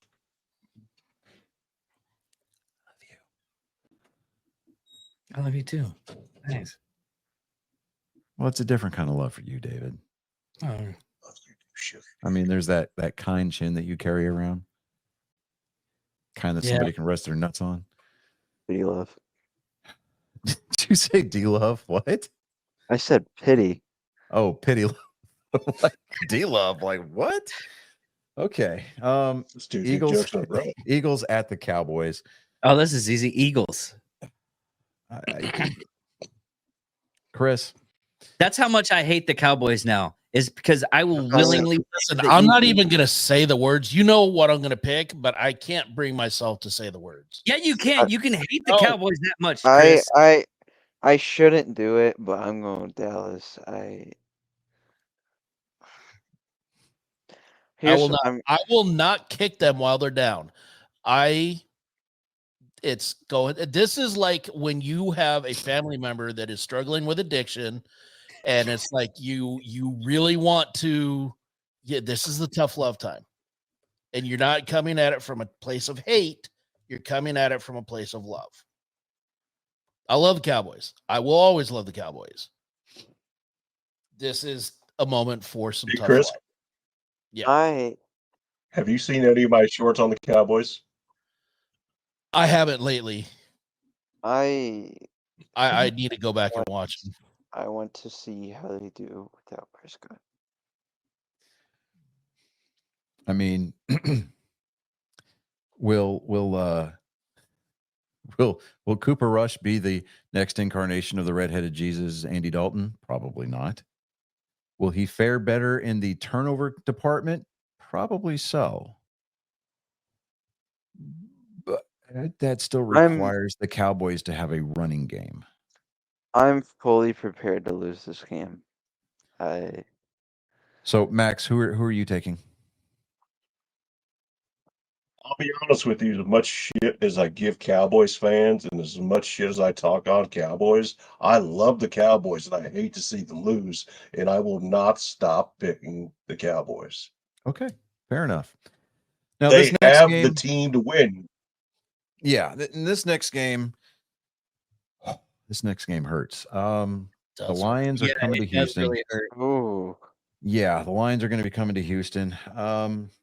Man, I really tried to get tickets for this game too. you know, I hate to say it, but I think Detroit's. I've been Detroit's- riding that Texan, that Texan wave all year. I'm picking the Lions on this one. The They've been- Texans can win, They but can. I think that They Detroit's going to take it. Yeah. Detroit's doing too good. It's Yeah. They have. I think if the Texans would have done better in their last couple of games, I would have picked them. Yeah. But it kind of seems like they've hit a little bit of a slump in the season, just a little bit. Yeah. I mean, they've got a comfortable lead in their division. So, I mean, they can afford to lose this game, but down the stretch, they need to get focused. That's what I'm worried about. Is I'm worried that they took their foot off the gas. That's if the Texans have any chance of salvaging a decent seed in the playoffs, they need to find the accelerator pedal and they need to cut down on the penalties that have been killing drives. Yes. Just absolutely killing drives. And they need to have people coming back off the injured list because that's been a big problem for them. That's been the big reason why they've lost the last two games is injuries, 100%. And it's not going to this game's not going to do them any favors. So because the Lions hit hard. Yes. Oh, yeah. I mean, they've got guys flying all over the field, and they. I will swarm the say ball. this: that I think this is going to be the game that wakes them up. It is because I mean they're going to get within a touchdown at the final whistle, but I believe that. This is going to be the game that they're like, okay, we need to play better, we need to play tighter, we need to play faster. I mean, the fact that Stephon Diggs probably not going to sign with them again after his surgery is done. You know, I mean, after the end of the season, because he's only on a 1-year deal. So, would I like to see Stephon Diggs come back? Yeah, absolutely. I think he's a good fit for CJ Stroud. He's a good vertical threat. I mean, they need Nico Collins to come back and be healthy. They need their offensive line to quit killing drives with the penalties, whether it be illegal formation, false starts, or holdings. It seems like lately they just can't get out of their own way. I mean, they're just killing drives. And it's not that they don't, it's not they have, they can drive the ball. They've shown that they can drive the ball. Just when they get down to the red zone, they stall their drives out because, you know, then you get these stupid sloppy penalties. I think that they do need some help in the secondary, though, especially on the corners. But I mean, past that, I do agree with you, Chris. This is going to be the game that wakes them up. And after this week, it's not going to be a monumental drumming like Detroit handed out to Dallas. No. I mean, it might be for at least the first quarter. Detroit's going to come out firing, right? They're gonna put out that they're gonna get that separation, and Houston's gonna be playing catch up all day. I have no doubt in that. But they're gonna make it close. They're gonna make some good adjustments at the half. They're gonna come out. They're gonna pull within a touchdown in the fourth quarter. They're just gonna run out of time. So I mean, but yeah, the Detroit's taking this one. That's my pick on that one. Like I said, it kind of hurts me because I'm finding myself becoming more and more of a Texans fan than I am a Cowboys fan. And I don't know if it's just because of the proximity and just the exposure to the overall media that's here in this market, or if it's just the fact that the team actually kind of excites me a little bit because they're making the right moves and they've been doing that over the last couple of seasons and they've been getting progressively better.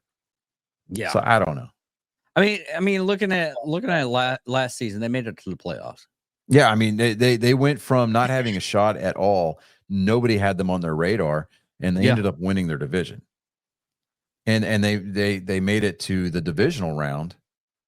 I mean, they beat Joe Flacco in the or in the Browns in the wild card weekend, and they damn near knocked off the Ravens for a chance to play for the AFC title. So, I mean, they had something figured out last year. I don't know if it was that rookie magic or what, but I mean, they need to make some adjustments and they need to make some moves on with the defensive personnel, and they definitely need to start getting healthy. So, I don't know. We'll see how that goes, see how that plays out. But the Monday night game, it is a single header. It is Miami at the Rams. I know what the Dolphins did against Buffalo, and that was kind of impressive. But I just You're not going to see a repeat of it, though. no, you're not. With the way that the Rams marched back down the field in overtime last night against the Seahawks. I mean, granted it was the Seahawks defense, and Seattle, for all intents and purposes, should have won that game. But I think the Rams they've got something figured out, and so I think that they're going to make a run for their division, down the stretch. So I'm taking the Rams on this one. Same. Do Miami. Of course you are. Okay. What about you, Max?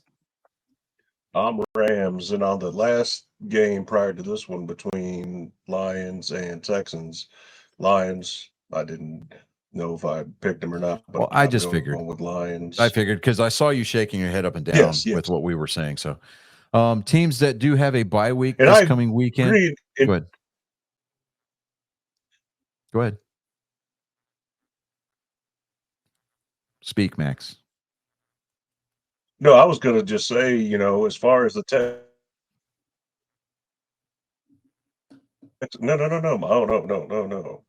I was saying about the Lions are playing football the way it should be played, all four aspects of the game: offense, defense, special teams, and coaching.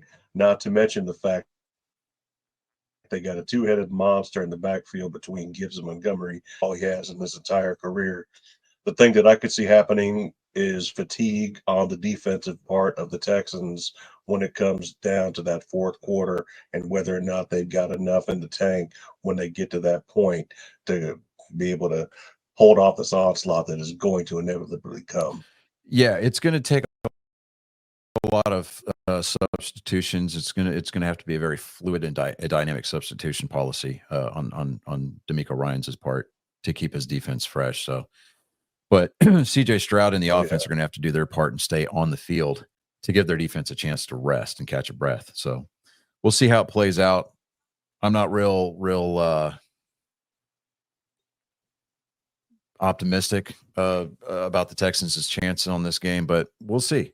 But there are four teams that are out on a bye week this week. It's the Packers, the Raiders, the Browns, and the Seahawks. The Seahawks definitely need to lick their wounds. They've got an entire extra week to think about that bungle at the end of in the overtime period last night. The Browns need to get something figured out for sure. The Raiders are going to do what they're going to do. Nobody can say one way or the other. The Packers, even though they got the bye week off, Poochie's still going to pick them to do something. So, hey, I like your energy there, Poochie. I mean, you can't lose a tailgate. So take it from Eli Manning. Maybe go drink beer, do something. David, I will get that converted into a PDF that you can actually read when you try to copy and paste it this time. Okay. and Yeah, send that it was over. I'll send it over to you after the show's over. But let me go ahead and just save that, and let me just minimize that window here. Let's go ahead and knock out joke time with Colin. Colin, you got your stuff ready? Yep. Rising from the smoke and haze of desolation comes a Spartan. He is bent on wronging that which has been set right. It's the greatest genetic code ever to exist here for your ears and eyes to feast upon. Spartan Colin, I hope you're bringing the smoke tonight. Someone get me a joke. My name's spelled wrong. Yeah, it's 2 L's. You spell it like colon, and that's not cool.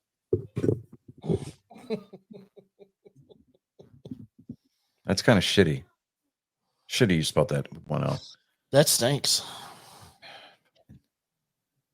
There we go. All right, go ahead. What's worse than a lobster on a piano? Oh God. Crabs on your organs. Oh. Okay. Ooh, look at that. That's a cool effect. I like that. Is that Okay. better now? I'm sorry I didn't win the spelling bee championship back in the day, guys. Fucking nerds. I mean, at Always least you can correct me spell on shit, oven. And colon spelled COLON. I can't. Oh, I see what you did there. I see what you did there. Oh, come on, Max. It's all I'm right. not We'll going let to you make fun of cook. women just because they cook, but you can. Oh, oh, wow. Hmm. And Okay. right before the election, guys, really? Hey, you know what? I love women.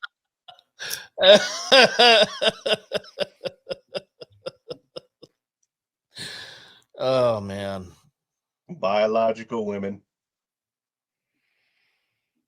Is there another kind? I don't know. Let's ask David. Oh,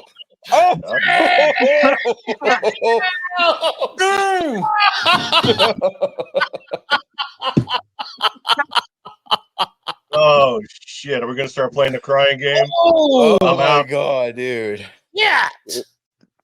Even I'm sorry. Damn. You can't come back from that one. Oh, Wow. from way downtown. Colin. That is El Fuego. Did he just- God. El Fuego. Boom Man, I heard shakalaka. about that. Good Lord. Where Colin was a German name. Sorry, I didn't hear that. What were you laughing about? I'm not going to need my. Nothing, David. Well, don't see, worry it's about kind it. of appropriate because the way that his mom and I chose to spell that, well, the way that I chose to spell it with 2 L's, in Celtic, it means brave warrior. There, see? So you got that one wrong. Oh. Says the guy Every who's day still we should learn recovering something from new, his and now we wounds. have. Yeah, David. It's easy to talk shit from the rear with the gear, David. A boom.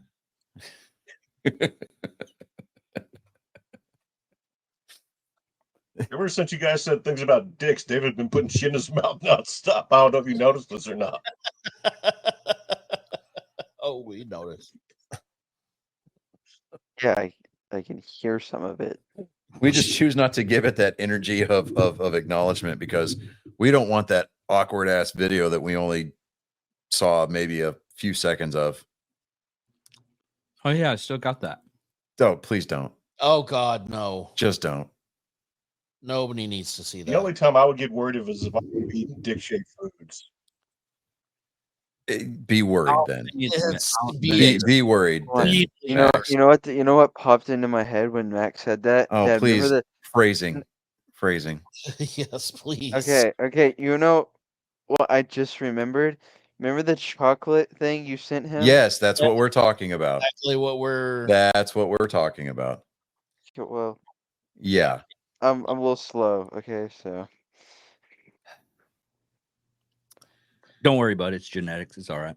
It's not my genetics. David, you are the slowest person I know, and I don't sit. I sit like 2 seats away from multiple sped kids in my classes. So From what? Did you say sped kids? yeah. Wow. Fast. Damn it. He said sped kids. Bro, what the hell you doing Okay, sending them so fucking retards there all was a close and shit? NASCAR race this weekend. I'm not done with my jokes. Well, then hurry up, man. Come on. That's Chris got things to do. Yeah. what's the difference between How Harry about- Funner and Frank? Only one came out of a chamber. Oh. Oh, Oh. damn. Damn. Oh, damn. Oh. Damn. Oh, Yo, that one left a Skeller stench in your days. nose. You Oh, my love God. fucking Better yet, dumpster better yet, just- better yet, you want to know what's worse than the Holocaust? Stubbing your toe. Oh my Oh, God. Oh my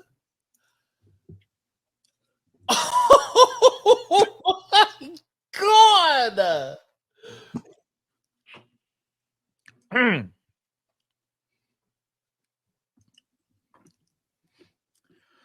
Those of you tuning in that might not be familiar with any of this is all in good humor. This is not a show of hate crime full of white supremacists that hate Jews. The one Clarify guy that a that's little okay bit with it further. is Jewish. Please. Thank yes. Okay. you. Yes. Thank you. Captain Thundernuts is in himself.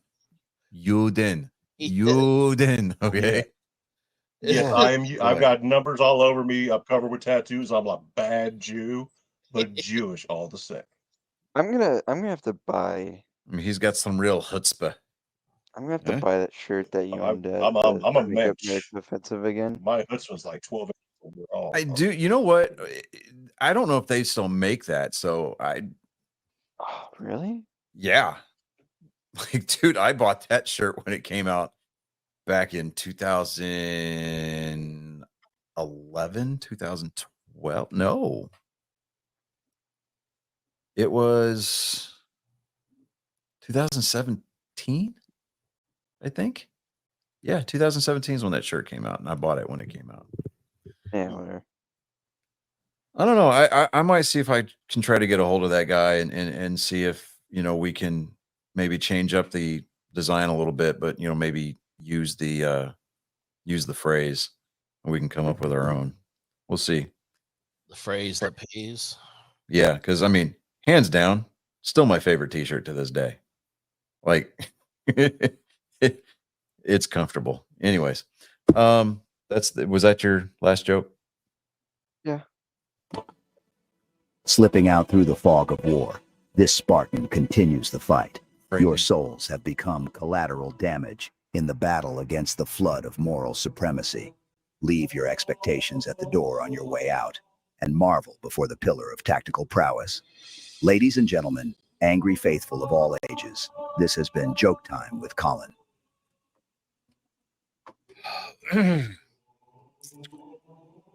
Yeah. So again, like I was trying to say, there was a NASCAR race this weekend. It was a cutoff race before championship weekend next weekend at Phoenix. Martinsville Speedway, never without its drama. The Craftsman Truck Series, they ended their playoffs. It was their final cutoff race. It was the final cutoff race for the Xfinity guys. Cup guys, though, this race, wow, it definitely finished with a bit of a dramatic flair. Our boy Kyle Larson did not make the cutoff. He was in a must-win situation. So was Chase Elliott. So was Denny Hamlin. Second place wasn't going to be good enough. But Chase Elliott finished second. Kyle Larson actually finished third yesterday. Ryan Blaney also needed to win to get into the Final Four. he repeated as the race winner. He won this race last year. He won this race yesterday. His car was just incredibly dominant. It was fast. I mean, just bad fast. And the longer that the green flag run went, the faster his car got. So it just, with the tire wear being what it was, the softer compound that NASCAR brought to the track with Goodyear, it just, they figured it out, and they figured it out real quick that his car was good on a long run. So as long as there wasn't any stupid cautions breaking up these green flag runs, he would just methodically pick his way through the field. And man, it was impressive. It was impressive. But what gave the end of the race its really, really dramatic flair, there was an outlawed move christened by Ross Chastain last season or a couple of years ago, when he did a wall crawl with his car. He did it full send, tried to do a video game move, and he put the right side of his car into the wall coming out of turn 3 and just floored it and rode the wall, and actually picked up speed and bumped Denny Hamlin a couple of years ago out of the Final Four, racing for a championship in Phoenix, and made his way to Phoenix by advancing on points. NASCAR looked at it, said, well, we're going to deem that and acts like it as a safety violation, and it will disqualify a driver. Going into it, William Byron, who drives the number 24 Liberty Chevrolet for Hendrick Motorsports, he was on the bubble. He was on the cut line. He was on the plus side of the cut line. But Christopher Bell, who drives who yesterday was driving the number 20 Mobil 1 Toyota for Joe Gibbs Racing, he needed to race his way in also. He could have done it with points. William Byron could have done it with points. And when they finished, even though William Byron finished, I think it was 5th or 6th. Let me see here. Let me double check that here.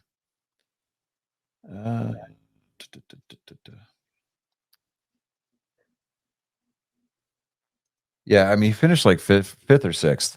And with the move that Christopher Bell made by running the wall, riding the wall, he advanced 1 spot, which I still, to this day, you'd be hard pressed to not make me believe that Bubba Wallace intentionally backed up 1 spot to let his teammates, car,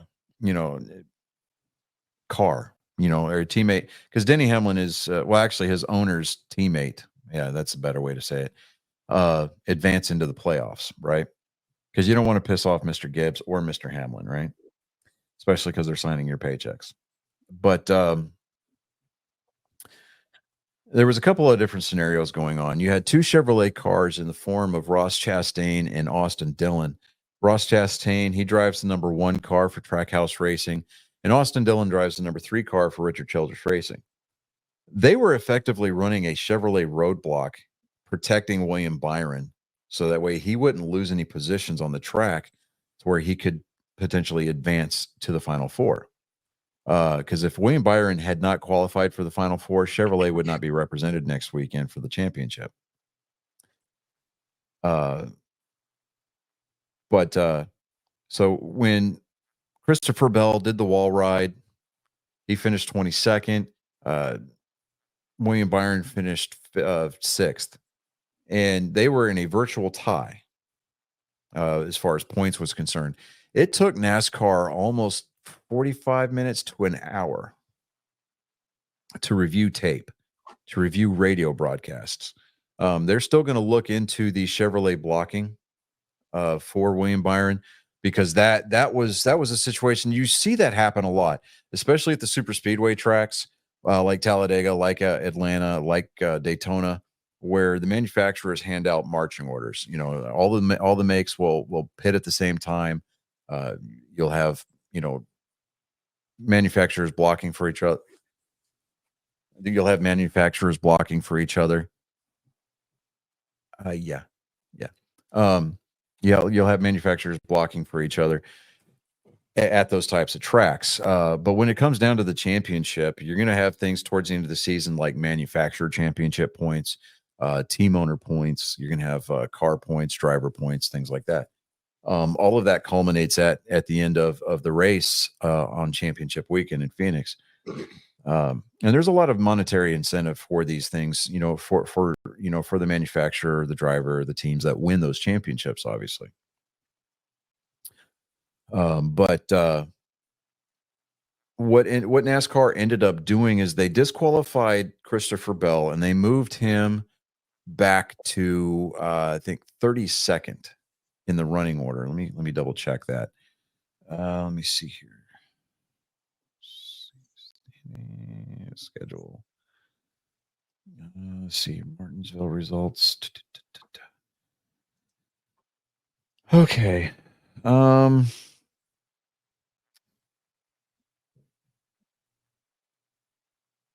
Where did they put him?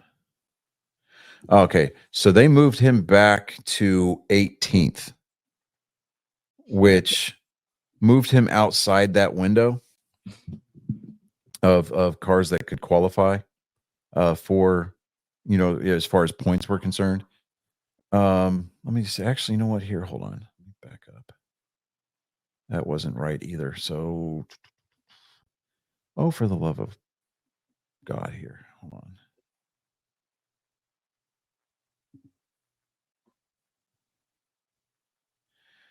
Race results. There we go.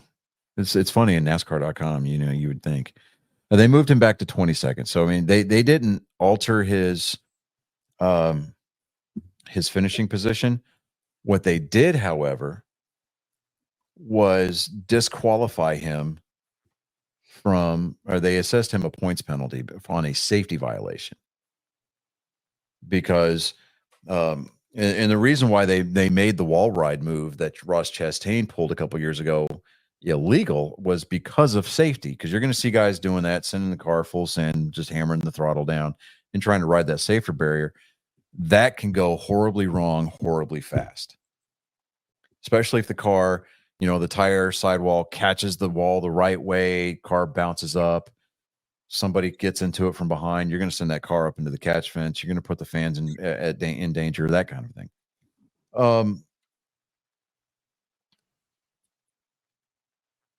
I like the move that he, it took some incentive for him to try to get that done. I mean, at that point, it was do or die. He was focused on trying to get in. Okay. You got a lot of people that are complaining about William Byron. Like, well, of course he's going to get in. He's a Hendrick guy, blah, blah, blah. That had absolutely nothing to do with it. They're looking at trying to hold him responsible for two other Chevrolet drivers on two separate teams blocking for him when William Byron had nothing to do with it. There was nothing on William Byron's in-car audio. They went back and listened to both Ross Chastain and Austin Dillon. They were communicating directly to each other on the radio. And it was plain to see on the video playback and on the live broadcast, you could tell that they were running basically it was a flying roadblock. Right? So, I mean, they were causing a big stack up behind them that prevented cars from getting to Austin or William Byron and passing him. So, will there be rules handed out? Will there be penalties handed out? Probably. Do I think that especially in this day and age when sports betting is legal, it's a part of our culture now. It's acknowledged. It's something that's promoted. We even got sports books that are, with naming rights to stadiums that are sponsoring athletes, that are, sponsoring teams, for crying out loud.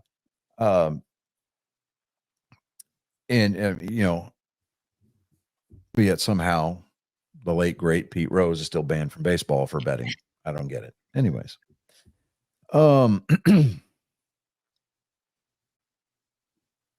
William Byron had nothing to do with the blocking scheme at all. He was just concerned with trying to stay where he was at and not lose any more positions. For all he knew, the two cars behind him, we're just running side by side and fighting it out. Well, so what happens is that you get two cars that are running side by side. The cars in front of them can get away, and the cars that behind them can gain ground. And is, but with Martinsville, it's such a narrow track. There's a basically a 2-lane track right there. They really couldn't get around them, right? So whether or not they were, operating off of Chevrolet marching orders, if they were, hey, hand out penalties, fine, whatever. But I mean, but what Christopher Bell did, while it was, there was, you could definitely tell what the motivation behind it was. At the end of the day, it was a safety violation, and I think NASCAR did make the right call. And there's even a lot of Joe Gibbs racing fans, a lot of Toyota fans, even a lot of Ford fans that agree with that. And if it's a safety violation, NASCAR made the right call. They had to know that they needed to get this one right. That's why they took their time. And all of the media that was down there on pit road between, sitting between William Byron's car and Christopher Bell's car, every one of them reported the same thing, waiting for the decision to come down from the NASCAR booth. It was silent. Like they were just standing around. Nobody was talking, aside from the reporters that were just reporting on what was happening at the moment, which was absolutely nothing. William Byron was leaning up against his car. Christopher Bell was just standing there with his arms crossed next to his crew chief. But nobody was really talking because they were all waiting for NASCAR to make that decision. NASCAR needed to make that decision and needed to make it right. And so they reviewed video, they reviewed radio, audio, they reviewed telemetry and everything like that. I mean, and they knew that it was an intentional wall ride by Christopher Bell because the telemetry from his car showed that when he made contact with the wall coming out of turn 4, he mashed the gas. He was at 100% throttle all the way through till he got about a quarter of the way into the front straightaway when he was able to come off the wall. So it's not like he was stuck there.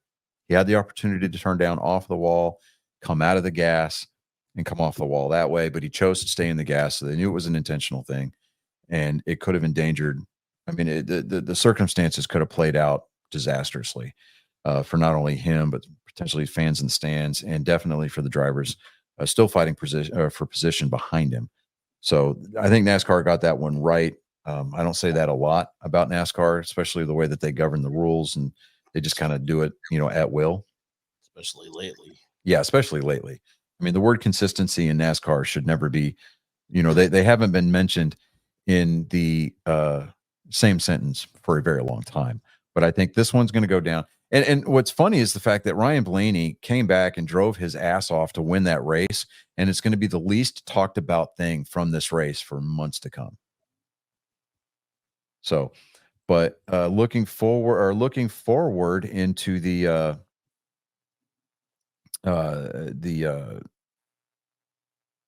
playoff standings as it stands right now for the championship 4, you've got Ryan Blaney, Joey Logano, both representing Roger Penske. Roger Penske Racing has a 50% chance of getting a championship out of this race next week. Tyler Reddick, he is representing 2311 Racing, which is Denny Hamlin and Michael Jordan. And then you've got the 24 of William Byron that's representing Hendrick Motorsports. So all 3 manufacturers are being represented in the final 4. They're the only 4 that can qualify for a chance to win the Cup. Ryan Blaney is obviously the defending champion from last year. Joey Logano, he won it the year before that.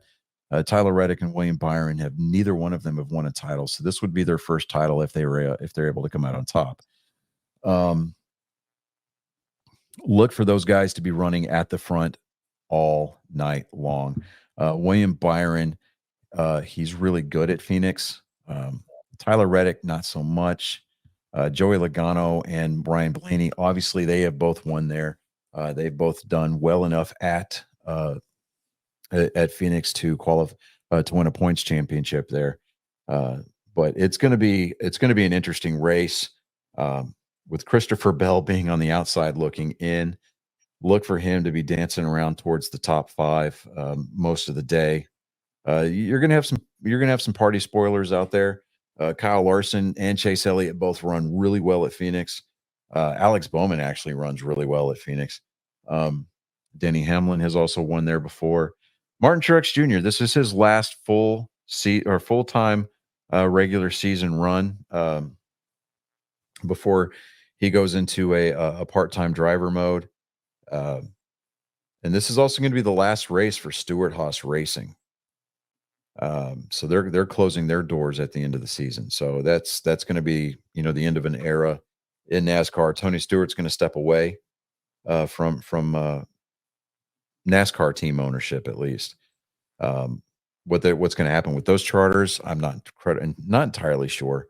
There's also the antitrust lawsuit that Michael Jordan filed against NASCAR that's going to get settled, hopefully, during the off season. Yeah, next weekend we're looking at schedule. Next weekend it is the NASCAR Cup Series Championship at Phoenix Raceway.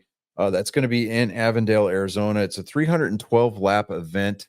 It's a 1 mile racetrack, so it's going to be 312 miles. It will be Sunday, this coming Sunday, November 10th at 2:00 Central Time. You can catch the race on Peacock, NBC, Motor Racing Network, and your SiriusXM channel 90 or SiriusXM app on your favorite mobile device. I'm definitely going to try to catch that race streaming. I'm hoping that it says that it's going to be on Peacock, but we'll see if that's actually the case. So at the very least, I'm going to tune in on SiriusXM and listen to that. Just because I want to see, obviously, I want to see William Byron get his first championship. I wouldn't mind seeing Ryan Blaney repeat as the defending champion. It'd be the first time that we've seen a back-to-back champion since Jimmy Johnson did it over 10 years ago. So I don't know. It'll be fun to see that. So that's kind of what I've got. They did announce that next year NASCAR is going to be holding a Cup Series race in Mexico, June 14th through 15th next year. So it'll be at the Autodromo. Let me see here. Yeah, I can't tell you exactly where that track is, but it is down in Mexico. So NASCAR is trying to branch out a little bit more as far as internationally is going to be concerned. Of course, Daniel Suarez, being a Mexican driver, is definitely he's the poster child for the advertisement on that push. So I think it's actually going to be a road course race. So that'll be fun to watch, just to kind of see. I would say, not to get political or offensive, but that ship's long since sailed on this show. My concern, legitimately, I know that we say the concern was for safety was the big thing for the Chicago race, but with the Mexican race, definitely the big concern is going to be for the safety of the fans and safety of the teams. I'm going to be interested to see. Yeah, I mean, because the cartels definitely are going to try to get their hands on it. So I'm really interested to see what kind of security protocols NASCAR is going to put into effect, and what kind of presence, if any, the Mexican government's going to have down there as far as around the venue and during the event itself. So let me see here. One other thing. We have got a tie game in the fourth quarter between Tampa Bay and Kansas City. So after we get off the air here tonight, guys, I'm probably going to tune into that and try to catch the end of this game. So nerd news, there's not a lot of like tech news that's been out this week. Nothing. The only thing everybody's talking about right now is the Call of Duty 6. Oh yeah, Black Ops 6. Yeah. Yeah, I know Colin's already finished the campaign. I haven't had time to sit down long enough to finish the campaign. Same. I finished campaign. But yeah, it's I don't know. I right now I'm on the emergence mission where you're trying to get the key cards. So I've got half of them right now. I was honestly got bored. And I was like, well, I need to get some homework done. Is that And where and spoilers in case anybody cares, but is that where he broke his mask and inhaled all the stuff? yeah, Okay. yeah. And then you realize that he's I didn't- immune to it because he was a part of the program. I didn't like that mission. I hated that mission. I love that mission. If I want to play zombies, I'll play fucking zombies. I like that mission I because understand that zombies are canon in the Black Ops universe. I understand it. Still pissed me off. I was very angry. the reason Yeah, why as soon as because I mean I had that whole feeling, right? You start seeing the mannequins start popping up around you. Yes. And I'm like, If I want to play a fucking horror game, I'll play a horror game. That's yeah. not what I'm here to do. I like I was that. so angry. I liked that mission because of the different things it did, like the grapple hook, and I like the music in that mission because one of the songs that they play when you're fighting the bosses is a metal cover for Mariah Toten, which is a pretty good map. Yeah, let me bring that up because Colin, before the game started on Sunday, we were driving back and he's like, Can I be in charge of the music? And I was like, Are you gonna make me listen to video game music? He goes, Yeah, but it's got words. I was like, Okay. And dude, even though some of these were like Japanese metal bands, I'm like, bro. Dude, have you, and I don't know if I brought this up before, but you know the Marvel's Guardians of the Galaxy video game? Yeah. The soundtrack for that game is mind-blowingly good. It's on Spotify. Look it up. I was having us listen to mainly the Guilty Gear soundtrack, which is like Yeah, and it's one on of- Spotify, so you can look that up for for Guilty Gear. Dude, I was like, okay, all right. I'm picking up what you're putting down here. And then his eclecticness was next level, right? We're sitting there listening to like anime metal, and then he breaks down into George Strait, and then there was NSYNC's Bye Bye Bye, from Deadpool. Mhm. And it just kind of went all over the place, and I'm like, whoa, okay. And I'm watching him out of the corner of my eye, and it's not like one of these he's listening to it because it's ironic. Like he's actually getting into it. Like I'm like, okay, all right, okay. From the viewpoint of a dad, it still kind of like Makes you proud. amazes me to watch my kids and their personalities come to the surface. That was the first time, and I remember this when my oldest boy was, oh man, I want to say 12. He hadn't gone to high school yet. He was still early, so you're still kind of in that awkward, I don't know what I like to listen to yet. He's starting to come into it, and I'm running through, my playlist has everything from metal to country to bluegrass to all kinds of stuff. Yeah. And Motorhead comes on. Yeah, he had a Motorhead song on his playlist. He goes, oh, Motorhead, nice. And I'm like, how the fuck you know about Motorhead? He's like, what? They're good. I like them. I was like, okay. And that was that. Yeah, I was like Motorhead. I was like, dang. I was looking at Colin. I was like, really? He's like, yeah. I was like, oh, it's fucking Motorhead. How can you? Okay, all right. I think the song on my playlist is "Eat the Rich."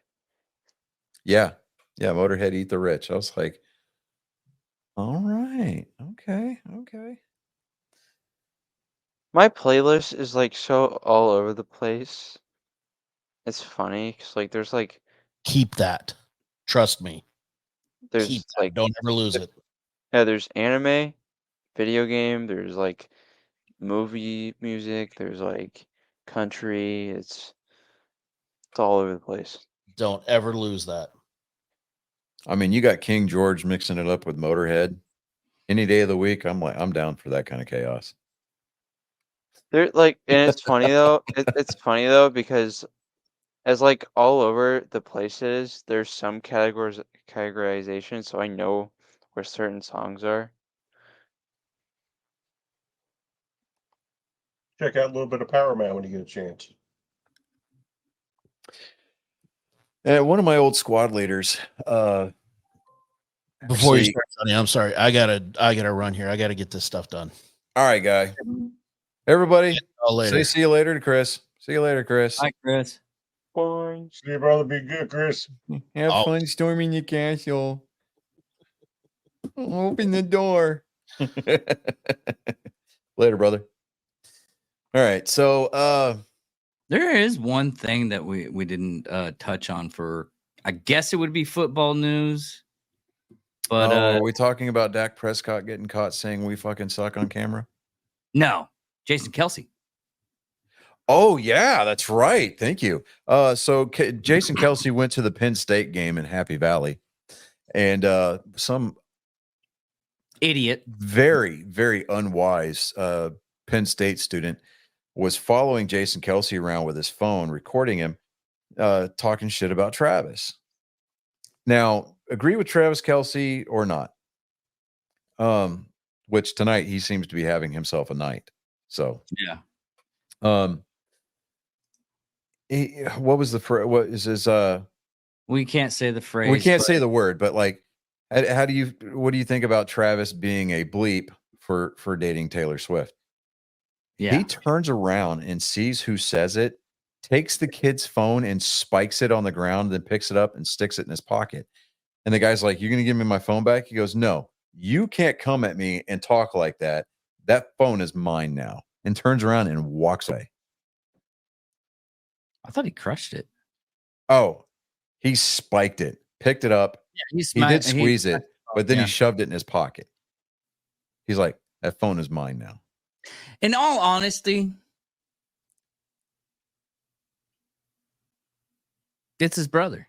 He was defending his brother. Yeah, absolutely. He's defending his little brother at that. Yeah. I hate to He's say done all his it. life, by the way. Oh yeah. Yeah, he already apologized and everything. It's like, no, he shouldn't have to apologize for that. He apologized for nothing more than sheer 100% optics. Yeah, Because they just got $100 million for their podcast.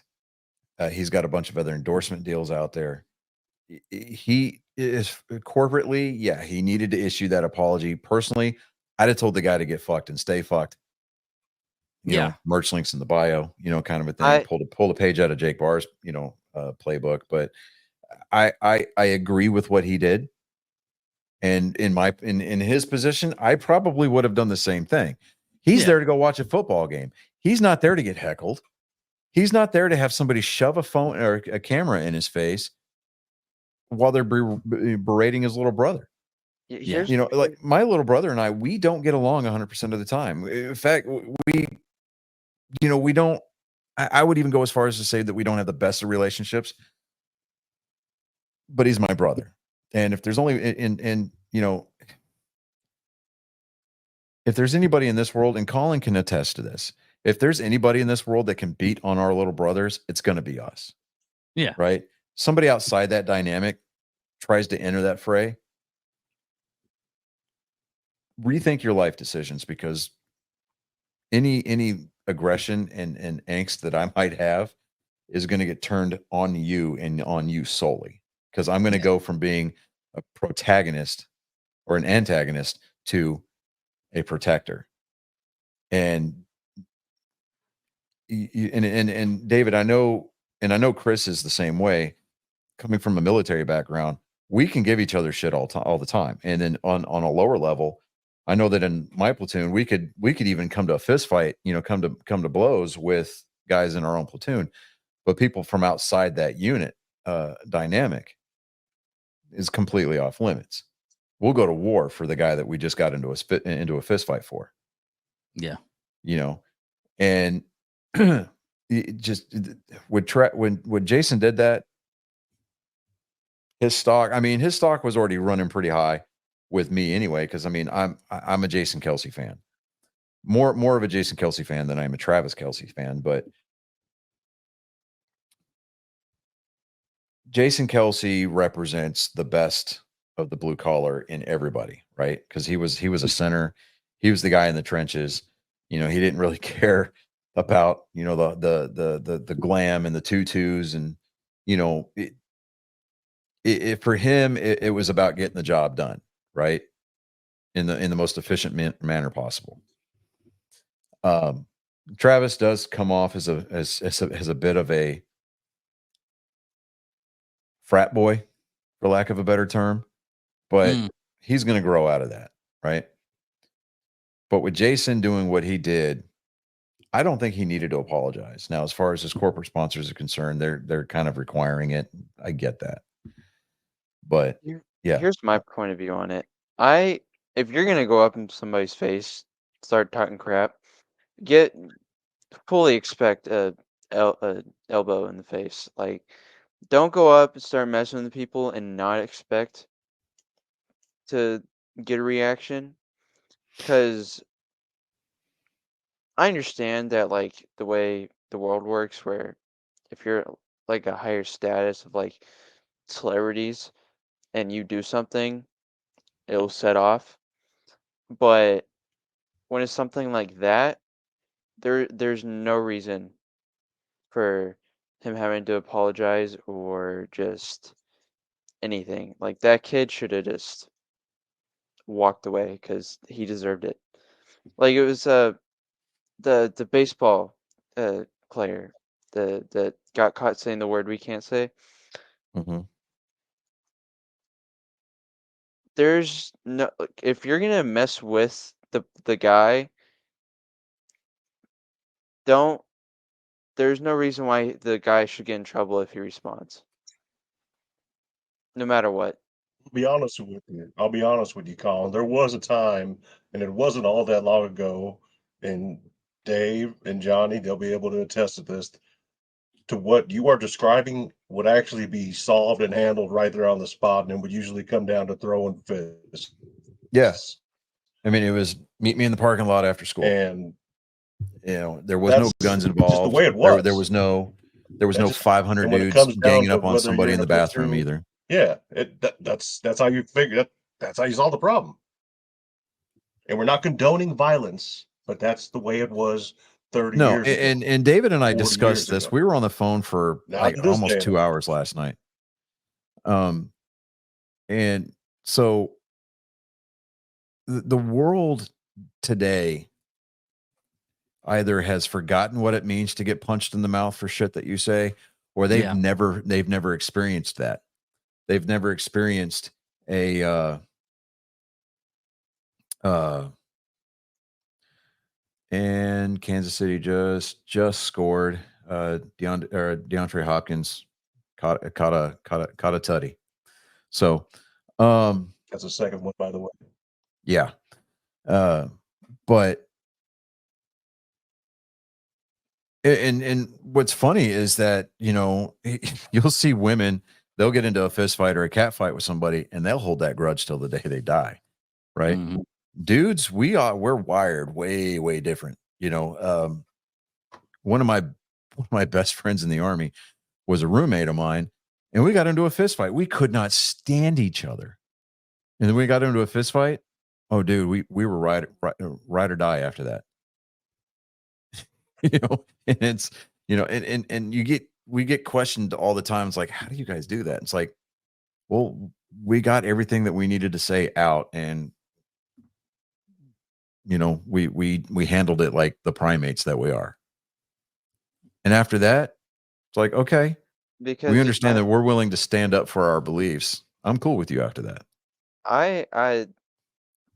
because like I see this every day at like school and stuff, and like I'm in that world,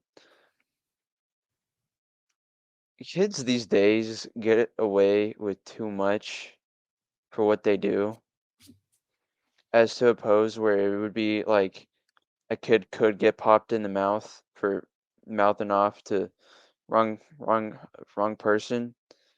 Nowadays, they send him to the office or suspend him, and that does like nothing.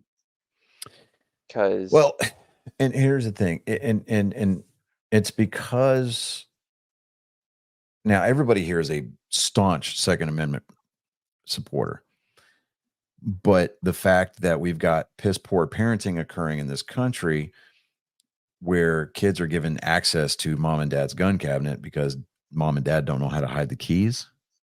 And kids, they feel like society has gotten soft. It's gotten really, really soft. And you started to see that downfall, that downturn back in the 90s, early 2000s, when the word lawsuit became a real popular buzzword. I mean, instead of handling things, like normal barbarianistic human beings would handle things, oh, we're going to take you to court. And it's like, when that became too expensive because the lawyers figured out that they can charge for, premiums, then that's when muzzle velocity got involved. And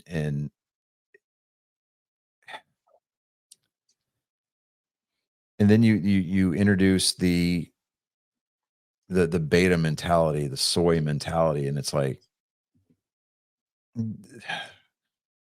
true masculinity is not toxic. I know that they call it toxic masculinity, but it's not truly toxic. I mean, because the world needs the alphas over the betas. It just does, because the world without a pecking order runs around like a chicken with its head cut off. And it's like a scene out of the Lemmings video game, if you remember those. So a world without direction, a world without leadership turns into a vacuum, right? In the world, nature abhors a vacuum because it's always going to be filled with people trying to get a leg up over on everybody else. When you have that established pecking order, when you know that there's a hierarchy to things seem to run a little bit smoother, because you know that there's going to be consequences for the actions that you take all the way up to the top. And it's not that the person on top has become so infallible or so untouchable that they can basically do what they want, because there's always a bigger fish. There's always somebody that's willing to do something that the guy on top's not willing to do.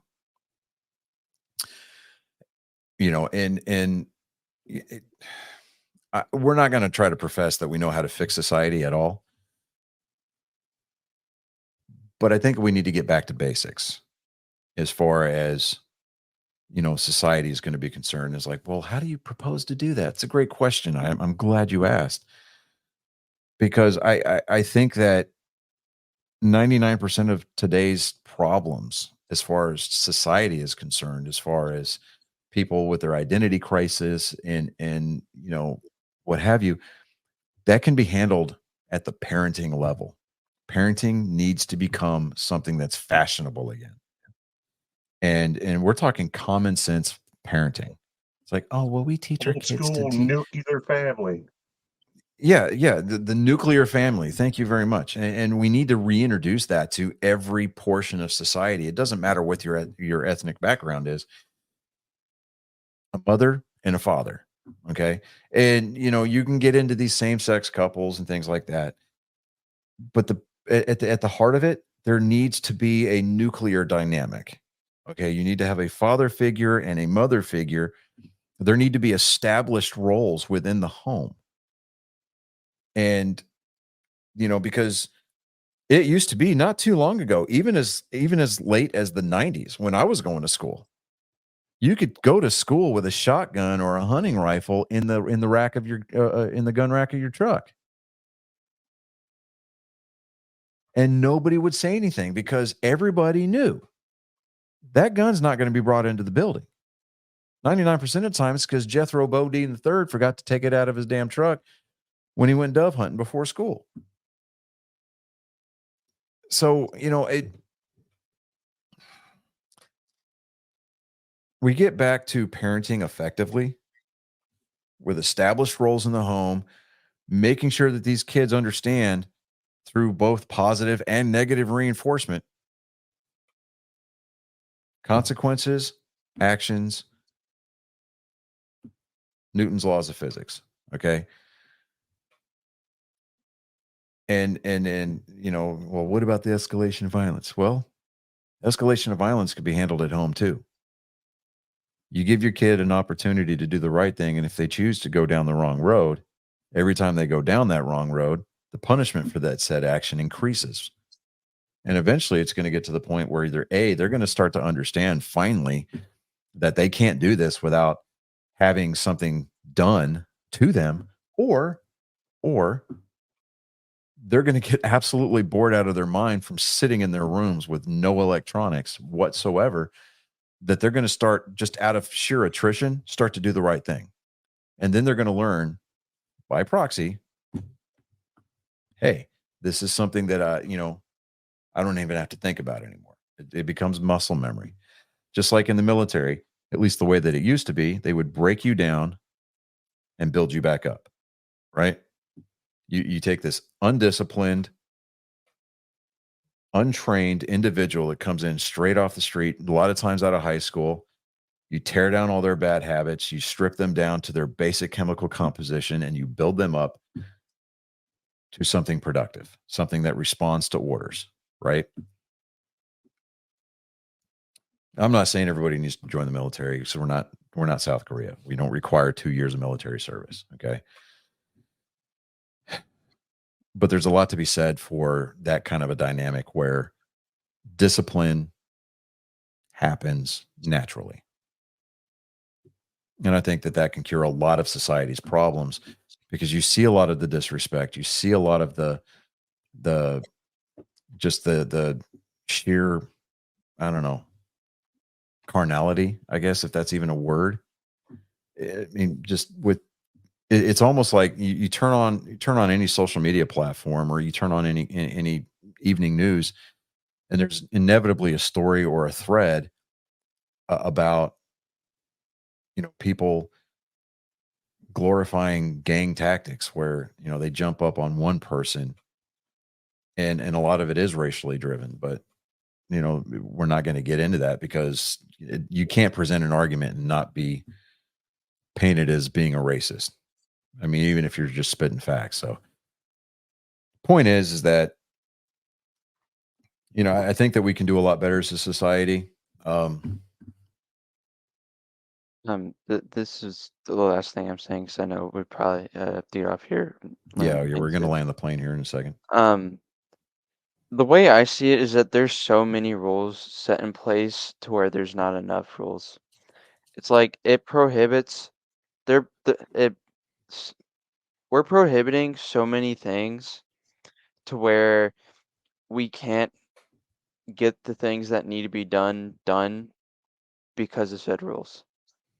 Like, you can't take out your aggression or solve conflicts anymore because of the rules that are set in place. That's kind of insightful. I feel like we need to tell a joke just to end the show on a lighter note.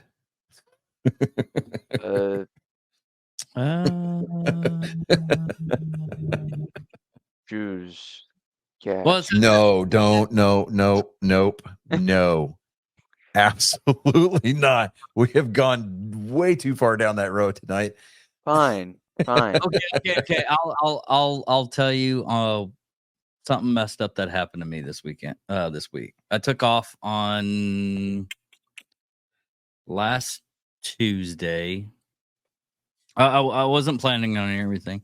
I got ready for work, and I opened up my door, and one of the other residents of the apartment complex fell down. So I was like, "Hey, how's it going? What happened? Were you drunk or something?" Because it's early in the morning. It's about I leave it probably around about 6 o'clock in the morning. He's like, "No, I fell down. Go pick it up, Mel." I was like, "All right, well, let's get you back to your apartment." Get him back to the apartment. I just popped the door open. I was like, I'll pop the door open, put him in there, let him grab this chair and walk in. Out of the corner of my eye, he was watching Corn.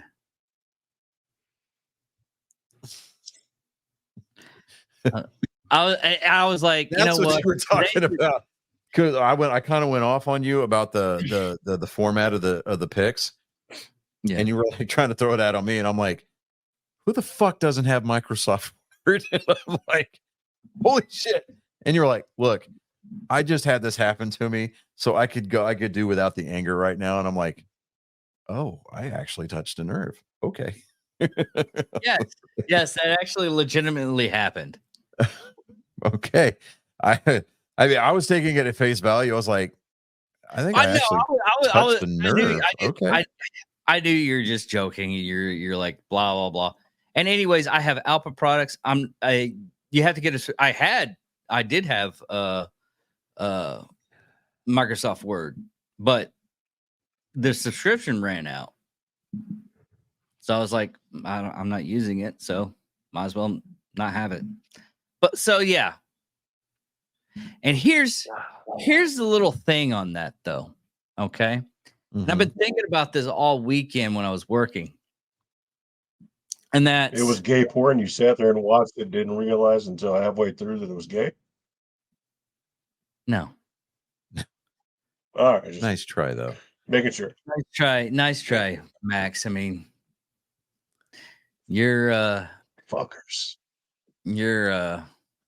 attempt at humor is still always wonderfully a chuckle, at least. Mm. I mean, I figure you'd be like really good at entertainment, but that gene blocked out. feel like I No, did pretty I mean, good okay. It just everything doesn't click. If I run you through how he Freezing. should travel to the stairs, he should not have been anywhere near my apartment.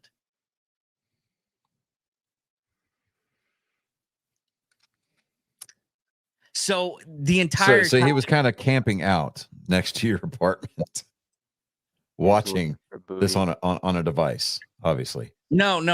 It was in his apartment. Okay. Oh, But for him to to get to from the mail, there's a little fence thing. So he can grab a hold of it and walk in, grab the stairs because he lives in the second floor, which is ridiculous for a person that has that kind of stability to be, living upstairs. So he could grab something the entire way to get back to his apartment. What the fuck was he over at my apartment? I think we need to resurrect Robert Stack and start a new season of Unsolved Mysteries. I need to see that man walk out of a smoky alleyway in his trench coat, recapping this story. Yeah, one scene from the Boondocks. Come over to my place and watch some porn. I'm looking for booty.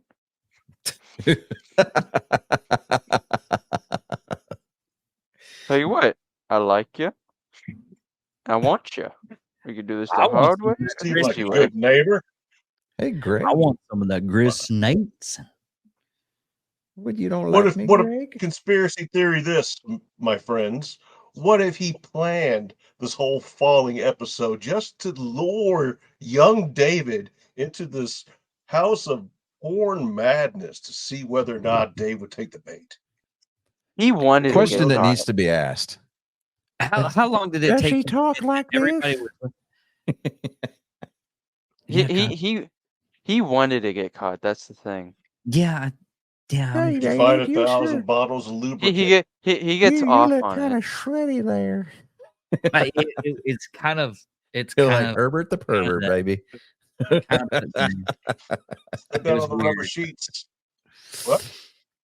Oh my gosh. Okay. Well, we're gonna go ahead and land this plane, everybody. It's after 10 o'clock Central Time. We've been at this for over 2.5 hours. So one small little detail. It's someone's birthday next week. the Marine Corps birthday, and there's we're gonna be on for Veterans Day. 300 Oh, Yeah, we are. So yeah, November 10th, we get to 50 million celebrate that the people live in Marine the Corps, United who States still alone. has their paychecks signed by the Department of the Navy, was founded in Tun Tavern, which is widely known as a colonial era gay bar. So, hey, David, the Blue Oyster. All right. I just want to get this out there, man. Air Force actually scored more points than I thought they were going to. Yeah. I was surprised about the 3. However, Army still holds its streak of not trailing for a single minute at all this season. No. They have advanced to 8-0. I want that helmet. Oh, the Jolly Roger blacked out helmet. Ooh, Oh, I that was fire, dude. I'm thinking about buying that helmet. That's absolute fire. So yeah, that was on fire. I can't wait to see what they're doing with the Army Navy game. Oh yeah. Tomorrow is election day. Whether you vote left, right, or center, just get out and vote. Try to get there early if you can, but they cannot close the polls if you are in line. Yep. Stay They close vigilant. at 7, but they stay open until the last person is done. Until the voting. last person is done voting. Yeah. Stay vigilant. If you have not voted, go do that. It is your patriotic duty as an American, a natural born or naturalized citizen of this country, a legal citizen of this country. It is your duty to vote, to participate in a peaceful election. The Constitution was founded in freedom. It was forged with blood. I will stand on that hill every day. Get out, exercise your right to vote. Don't take it for granted.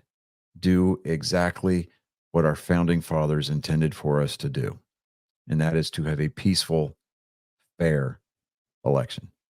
With that being said, I'm Lord Johnny Skelton. I'm David Ickerman. I'm Prince Colin Skelton. Captain Thundernuts.